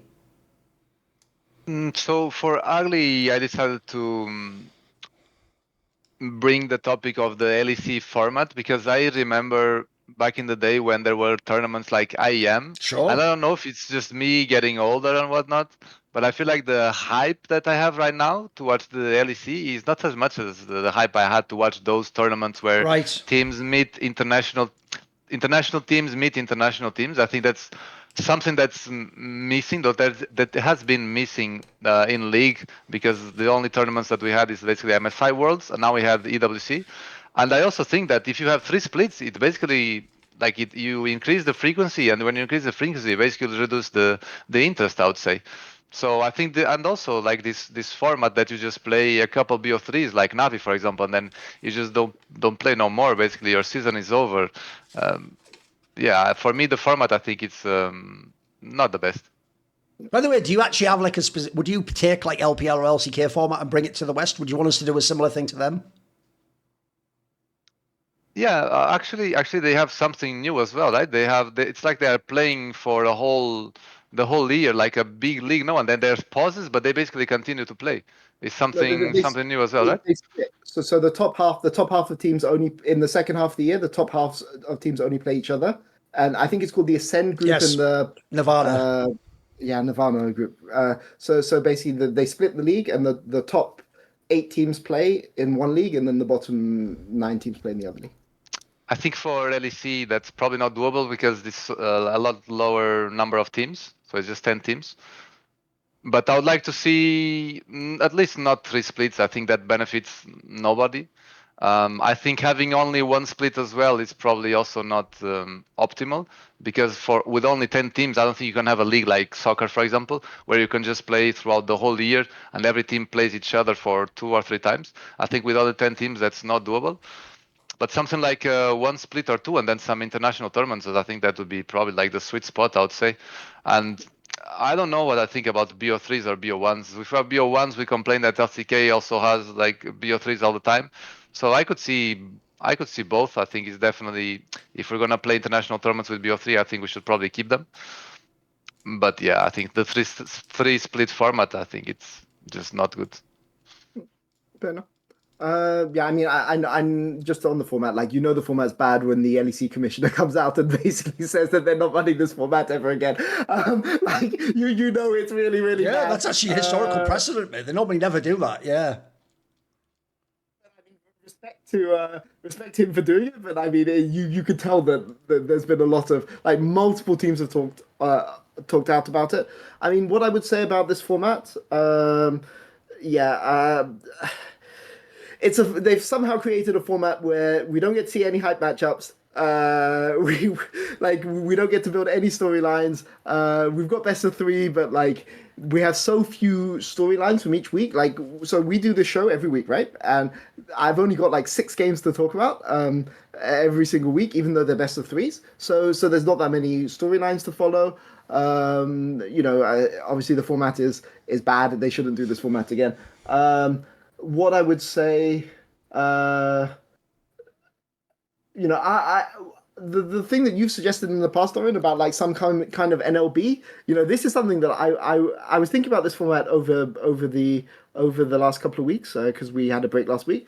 And the thing I was thinking is, what if you gave me the perfect world? What I would like to see is you have LEC, and LEC sends 2 teams, like the LEC competition sends 2 teams to Worlds, and then you have the old NLB format where the further you progress, the further along in the bracket you go, and then you have like the top EMEA Masters feeding into that, and then you have one more slot. So it's like a massive, massive gauntlet. Yes. And in my perfect world, that is my perfect tournament. It's never going to happen because of financial realities. But frankly, if you're an LEC org, you get two spots in at Worlds for free, and then you get like a massive buys advantage and financial resource advantage over people in the lower bracket. Frankly, I don't think you should be going to Worlds if you can't even beat some EMEA Masters team that has like a tenth of your budget. In England we have something called the FA Cup, right? So it would be a little bit like, my idea would be a little bit like the FA Cup. You have like the stronger teams come in like the 3rd round or the 4th round or the 5th round, depending on how they do in the LEC playoffs, and then you can have some LVP team or LFL team starting all the way from like round 1. Yes. And they have to play like 4 rounds or 3 rounds before they even get to play against the LEC teams. That would be my ideal format. It's never going to happen, but I don't see like, definitely they should do format just like spring if they can't but this summer format should never be played again, is what I would say. Yeah. By the way, I Yeah. actually go on, Phyllis. Yeah, no, I just want to say, like, I think that would be crazy because it could bring crazy underdog storylines, for example. And I think there is real potential for those crazy underdog storylines. But I can see that in a franchise league, like the teams that are now part of the LEC, they would not want to have lower chances of benefiting from the current system. So I don't think there's high chances for that. But I do think EMEA Masters should try to. It would be good if EMEA Masters had a spot at Worlds, at least in planes, for example. I think it would be something deserved for sure, but yeah. Yeah, by the way, I actually do. I agree completely. Like, first of all, I know what you mean about like the old days with the IEMs, etc. I think the most underrated thing about when they used to have those international third-party tournaments is it's not even like it's my dream. It's not like you had all the best teams like MSI and Worlds. Sometimes it was even interesting when you'd have a team that would be like, oh, in Korea they're only the fifth best, but actually, are they going to win this international tournament and show that even the fifth best team's ahead of all the Western teams and the NA and the E? That was interesting to kind of like see how the regional strength, because at the moment all you test at Worlds is the top 3 or top 4 teams. You never really get that sense, even though we all do. They're like, this region is better. The way you'd actually find out if that region was better is you'd have number 5 come over and number 7 come over and number 10. You know, that's when you'd get a sense of what depth you've got and actually like generally the region strengths, not just the specific teams. In terms of the format, I actually think that if it was my actual ideal scenario, I have been very impressed, I've got to say, this year, because I've seen it in LCK and LPL with this thing where you split the groups. I think that is an excellent format addition because one, it means the upper group, which is all the best teams, play each other more. So you're just getting more of the best matches you can have in League of Legends, by the way. Like if no one knows, in LCK, you play each other 3 times. So you got to see T1 versus Gen G 3 times this split. And that is fucking awesome. Like every single one of those is hype. You're locked in. Also, it means, by the way, one of the best things is instead of just playing like once or twice, the extra times when you get to see more data, you don't just see like, if you win this one, maybe I'm better than you. No, I get to see so many times I'm going to get a sense of who is better. I think that's actually a really good like viewership tool because I'm getting to watch the matches I want to watch. But I also do think like you could easily combine this concept with what we're talking about, Peter. If people don't know, NLB, I'll very briefly explain. Before it was called LCK, it wasn't actually a league. It was just a tournament. OGN Champions was just a tournament. Started with like a round robin group stage. Used to be 4 groups most typically. Then it'd go into a single elimination bracket. So what they did in Korea is, because if you're the teams that make it to the semis, remember they always drew it out so it'd be like a week between big playoff matches. Because if you make it to the semis, the last 4, every team that's not still playing, that isn't those 4 teams, just has nothing to do. So what they did is they took the teams that made the playoffs but lost in the first round, so they're basically the 5th to 8th teams, would go, as Peter says, into a second tournament called NLB, and then they would get seeded, I think at like the round of 8 or something, or maybe the one before me, it was round of 16. They would get seeded like as a bye, but then amateur teams and what would be the equivalent now to academy teams played in a massive open bracket, including amateurs, complete amateurs, by the way, with no Leaguepedia page, no play.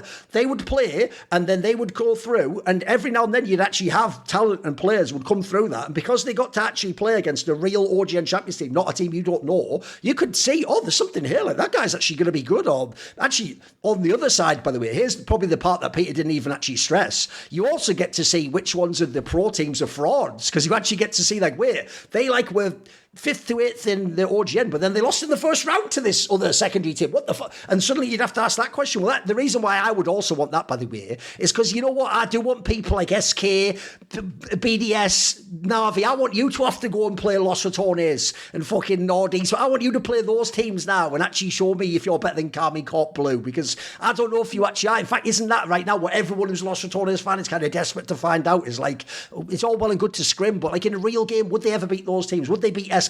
Or would SK actually beat them and we'd realise, fuck, there is a level difference there? I think that alone carries so much interest. And then also, I agree, if we're going to have a world where wildcards from any random region can make it, why can't there be some super insane gauntlet where, yeah, it might sound mad, but maybe if Los Ratones really does win like 10 series in a row, they're at Worlds.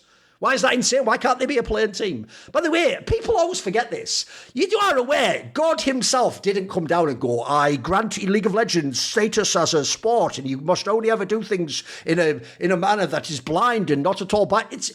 This is a fucking entertainment business. We can actually make it like not full WWE. We're not going to decide the results, but we can just set up brackets for things we want to see. I always say this sport should be more, in my opinion, like UFC. In the UFC, it doesn't actually matter if you're the contender for the title. If you're rubbish and no one would buy a ticket, I don't have to make you have the title fight. Whereas if this guy over here is really excited and everyone wants to buy a ticket, of course I'm going to try and make a world where he has the title fight. That's what we all want to watch. We don't have to go, oh, well, wish he got there. So I think there's so many things you could do with this format, boys. Like, you could have a world with LEC where it's like, I mean, the real reason they've locked themselves in now, sadly, is first stand. When you make the 3rd international tournament, then there has to be a split that leads into that. Remove that. I'd say if you were Riot, just stick with MSI and Worlds. They're both great tournaments. I would, in my dream world, have a 3-part circuit. It would go like this. The beginning of the year, by the way, the least important part, can't even qualify in the Worlds. The beginning of the year would be the open portion. I would let people like ESL or MLG, whoever wants to run tournaments still. By the way, maybe people like Karmine Corp would do a home stand or do their own home tournament, or they'd have the people with the stadiums where they could set an event up. I'd have an open portion like that where you could have these tournaments. Then I'd have maybe like a split where it's like a normal split that leads in MSI. And then I'd do a third split of this where you break the groups apart. Because if you think how bad this summer split was, imagine if instead the two groups were what we're talking about, and the top group was G2, Karmine Corp, Fnatic, MKOI, and GX. Holy fuck, would that upper group have been hype? Everyone would have been losing their mind over those. That would be mega. So I agree. I think there's so many things you could do with the format, boys. No mercy for Nongshim. Yeah, but the way people don't know, that's also how you get exposed, because over in LCK, the worst team in the top group was Nongshim, and they lost every series. They went 0-12 in series. So you get exposed, mate. You get exposed. I mean, I've just realised that maybe some people watching this haven't been watching League since Season 3. I think basically the one thing to clarify for the NLB format is basically Champions, which was the top tournament, had 16 teams. I think if you were like 5 to 8, you got 2 buys. If you were 9 to 12, you got 1 buy. And then if you were 13 to 16, you didn't. You like entered at the first round. Right. And then all the people who joined the amateur teams or the academy teams or whatever you're going to call them, they had to play like 4 rounds or 5 rounds to even get into like, the first round. So it was like a staggered, a staggered prize. It's like you say, it is like the FA Cup, the way you get drafted in later. And by the way, now is probably the best time ever to make Peter's FA Cup point, because as a Liverpool fan, I will take great pleasure in telling you, Manchester United were knocked out of the FA Cup immediately by Grimsby Football Club. Now, by the way, if you're going, I'm not really familiar with UK football, who's Grimsby? That's like an LFL fucking Division 2 team, or beating like actually Karmine Corp now, the real Karmine. Like, that is mental, bro. Like that, but that's why that competition has hype, Peter, because of the fact that like what we call the minnows can beat the sharks. It can happen. You can have the giant killers. That's one of the main attractions of that competition. And I'm sure doesn't everyone agree with me on this? When you watch EMEA now, you do want to see the top team play the bottom LEC team, because you want to know, are they actually better? Whoever wins the EMEA Masters, you sort of want to know, is that team better than SK and NAVI? But we never get to find out now, sadly. I'd love to have that match. Let's just play it. Let's find out. Yep, sure. I mean that it would be awesome to see that. I think the answer would probably be yes, because I think the historically top EMEA teams players always go to LEC, and the top EMEA is basically like it has a lot of great players both in solo queue, and also that it was shown already in the past that they can do well in LEC. So I think the answer to that would probably be yes. We'll probably never know. But I think the TLDR in terms of formats is, I think, less league kind of and more tournament. I think it just favored basically everything, and including the EMEA teams as well in that, then I think it will be perfect. By the way, I also think it would actually gain people, give people a better perspective on the players. Like, think of a player we criticised on this episode, Paris, right? If you didn't follow EMEA or any ERLs, you've never seen that guy play well. If you'd have seen BDS Academy, you would have a totally different perspective on Rika. These are the players that now you think are busts. You would have understood why people picked them up if you'd have seen them play one of these tournaments. Like, by the way, BDS Academy would have beaten whatever Rogue, whoever was the worst team last year. Like, that probably would have happened, and you would then have known, now I see why they picked him up. At the moment, it just looks bad. So I'm with you. I think it's a banger. Yeah, I think probably they just suffer from the circumstance, like they were in a really great team that synergized together, and they get picked up for the LEC. Maybe the team doesn't gel together. Yes. And then they look bad. But I think just because some players look bad doesn't mean they are bad. Maybe if you just would change, for example, one player of that team, maybe everything could change. For example, like we cannot know that, right? So I think we need to give time to some players sometimes, and only the people that are inside, like the players, the coaches, probably they know better than anyone else what's actually going on. Yep. But yeah, in terms of format as well, I think I don't know if I think it's announced already, like the Esports World Cup, like in terms of countries, right? I think it's something. Oh, the Nations Cup. Nations Cup. And they finally pulled out the big guns. I think it's going to be a fun tournament to watch. I think probably there's going to be another gap between China and Korea and all the others. Yes. But maybe not. I think that's the whole point of these kind of tournaments, right? Like it allows for these underdog storylines that can be insanely good to watch and insanely entertaining. I mean, the frustrating thing, of course, is that people have wanted this for years, and it's taken us 15 years to get here.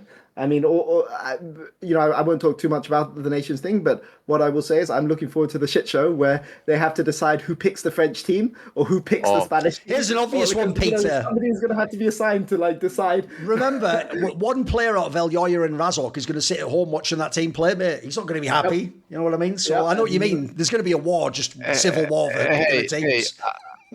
I think Spain does not have a great mid laner. That's right? the problem as well. There is a world where Razork might play mid lane. Role swap. I love it. Okay. Just saying. Sure. Yeah, but I mean, like the thing about those is always, LCK. No, I mean like the Korean League of Legends and Chinese League of Legends. Obviously, the big advantage they have in a position like this is they have systems in place. Whether you agree with their systems and their selection criteria, they have rules in place, right? Whereas France, Denmark, Germany, Spain, all of these countries that would in theory be sending national teams do not, and that means that you have to put somebody in charge, and that means that there is going to be a fuck ton of infighting and a fuck ton of politics and all that shit, all the good shit. By the way, though, you could argue, Peter, that's actually a feature, not a bug, because the drama alone will be half the interest in it. Like just seeing, as you said, seeing the team selections before the game even played. Right, okay, let's move on then. Peter, what is your ugly point? My ugly point. Okay, so we've talked about the format. I think the format is completely garbage. But one thing I will say is, despite the format being completely garbage, it has somehow flipped the perfect set of results. Yes. The perfect matchups that we could possibly get. Yes. We get to see MKOI versus Fnatic. We get G2 versus KC. We get to see BDS versus GX, which will be the mark of how these two teams are progressing. And we also get to see Vitality versus Heretics, which, maybe I'm just a psychopath and I'm really excited by this kind of thing. But the reason why Vitality versus Heretics is a series that I think people should be really excited for is last year there was a little bit of controversy at the end of the year because the 6th, 7th playoff was between Heretics and Vitality. And Vitality on that weekend were at the homestand in France. They were at KC's homestand.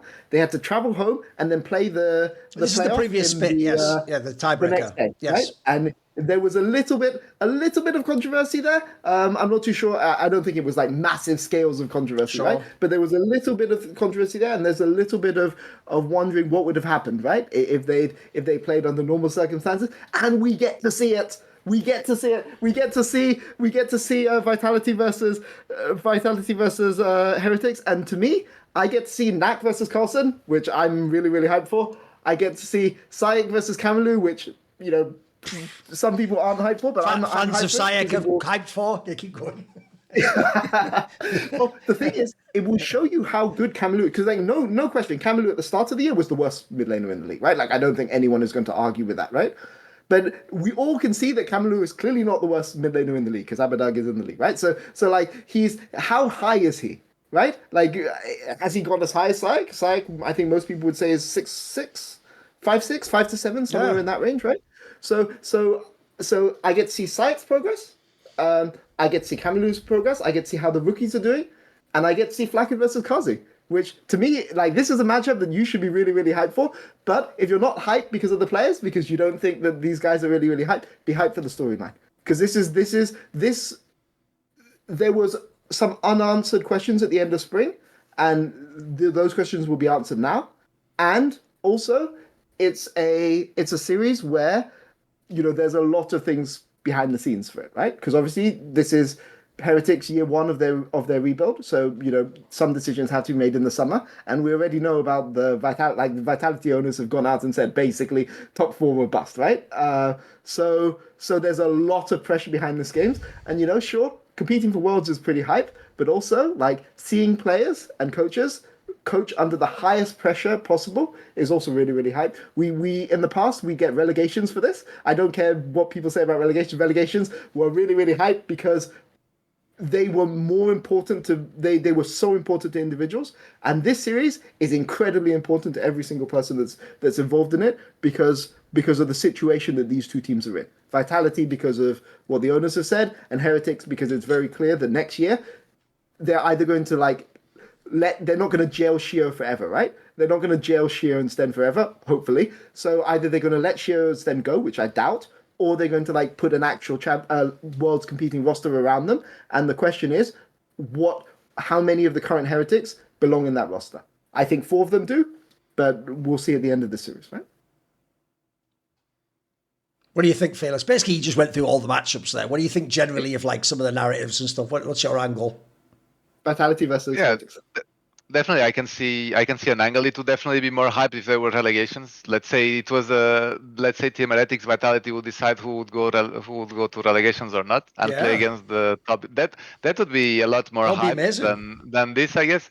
This way you can get excited about the players for sure. But in terms of the importance of the match, that would definitely add an extra layer of importance, no doubt, for the competition. But it is what it is. I'm definitely excited for the MKOI Fnatic. I'm curious how if Fnatic will bounce back or not from their struggles from the split. Definitely interested in G2 KC, which seemed like 2 of the favorites to win the split. So probably one of these teams will make straight up finals, I would say. Then I'm definitely curious about my own team, the LEC team, which has been hyped to be Scream Gods, I guess. I don't know if lately that has been true. I do think they have a lot of potential. I know the coaching staff is very good. I think the players are also good. I think their understanding of how to draft, I think it's good as well. Let's just see if they actually can pull it off when it really matters, right? And I think on the other way around, it's like BDS as well. I do want to see because I want GX to win. But if I'm BDS fan, I don't want to see some AFK Victor Aphelios and just go scale play front to back, right? I want to see if they want to win. I think they need to do something different than that. So I'm excited to see that matchup for sure. And then there is basically Team Heretics Vitality, which is basically to see who is, I guess, the worst team that made playoffs.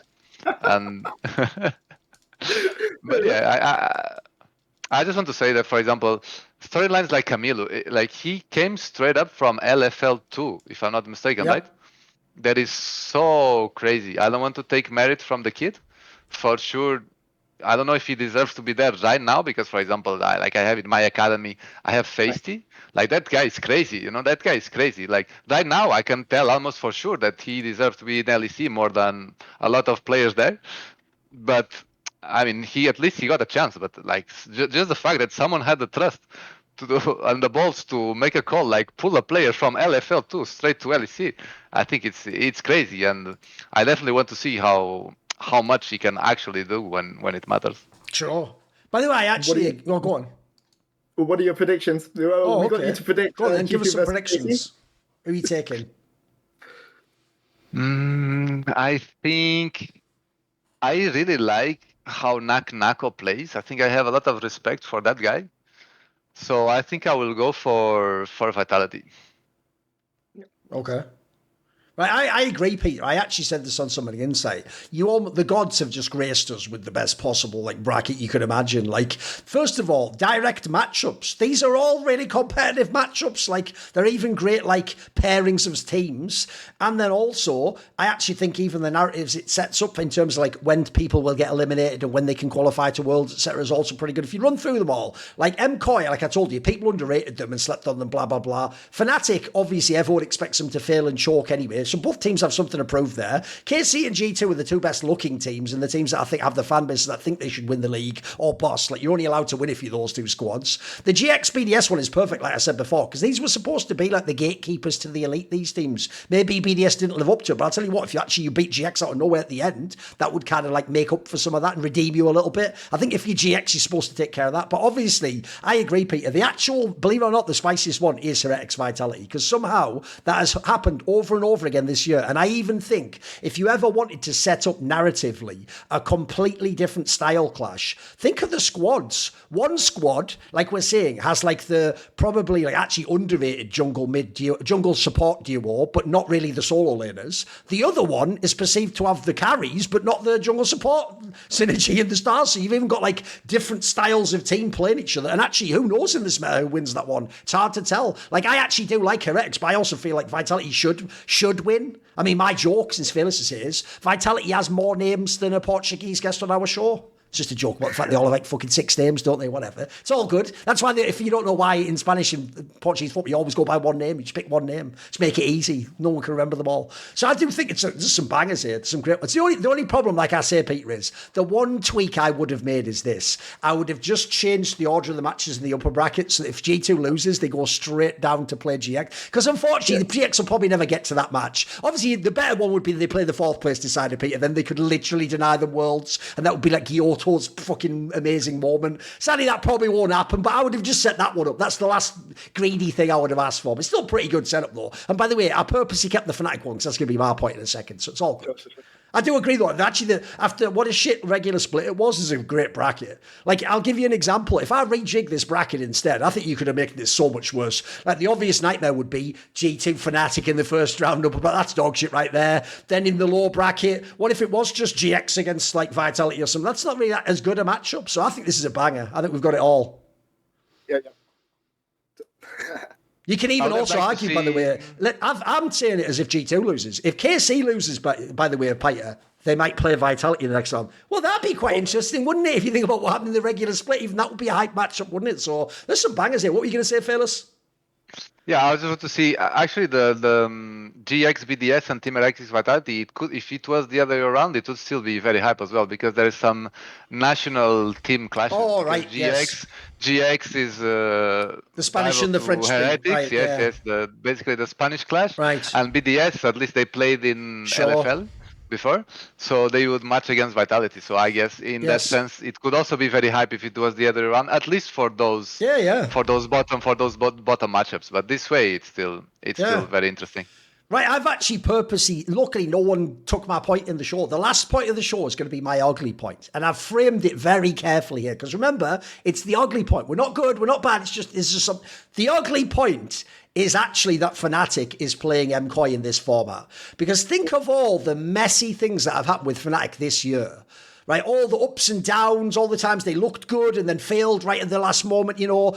Essentially, they have a single BO5, Peter, which makes it all better. If you just win this one BO5, if you just get over that, remember, at the beginning of the year, like everyone in winter, JoJo's a boss, his team's not a contender. If you win this, if you win 3 games in the next 5, you were at Worlds. No one can take anything from you. The Porby thing worked. Suddenly there's a chance to end the year on a high. But I agree. The reason I picked it as ugly is, one, that's actually kind of bullshit. The format allows you to do that. Actually, just fuck around all year, then win one BO5. But then 2, if you don't win it, Peter, you've touched on it earlier and set me up for this one, it gets really ugly. Because now if you have to win the 2 extra lower bracket BO5s and you are eventually going to be facing one of the other champions, if you are Fnatic, it gets so ugly if you fucking go to that lower bracket, mate. Like, that is where you're ready for, like, your fans to say everyone should be fired when you don't make Worlds. Because people still forget that. Just like when G2, it was assumed they'd always win the league. Like, Fnatic always makes Worlds. They only failed one time ever, if people don't know, which is that, like, season 6 one with, like, Featherman and Reckless or whatever. Like,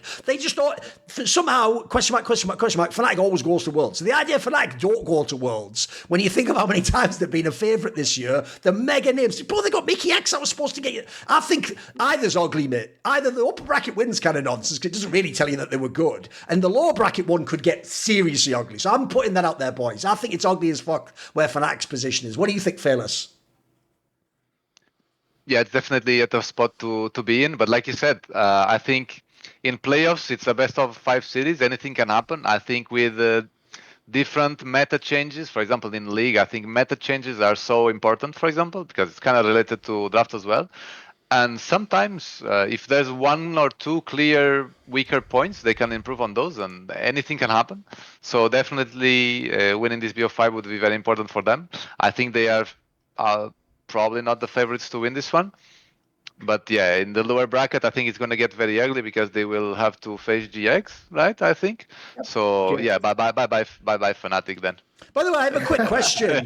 As I alluded to earlier, anytime anyone has ever coached Razork or Humanoid or Selfmade, I must talk to you about that. I can't just leave that hanging out there, right? I think a lot of people find Razork Fearless. In English we would say he's a very enigmatic player. Like, he's very hard to figure out. People can't really get kind of a read on, like, what does he think about the game? Is he confident? Is he like, because like his style of play is so crazy and it can at times be brilliant, but also it's got these flaws. I know you worked with him quite a while ago when he was much younger, but what can you give us some insight into Razork, the player or person? Yeah, basically when I worked with him, it was in 2019. It was basically just one split. I mean, he was a kid. He was basically a kid back then. I remember if we had Gragas open, it was basically free win. Right. So it's probably not that good for him that Gragas jungle is not meta. True. Because if they would give Gragas jungle, basically it was just straight up free win. He was basically like a very funny person. I think everyone in the team was kind of funny. He was also a very funny person, very outgoing. In terms of his personality, yeah, like I said, I think he was a kid, so I cannot really explore that much with him. I cannot really give that much of an insight. Yeah, he was basically like a very funny guy, very talented. I think he I remember when I actually thought he was not ready for the LEC when we made EMEA finals. Okay. I thought other players were, but definitely he was very talented. I think he took some time to establish himself as a solid jungler, because I think he played I think his first team was Misfits. Yeah. I'm not sure. Misfits. Yeah.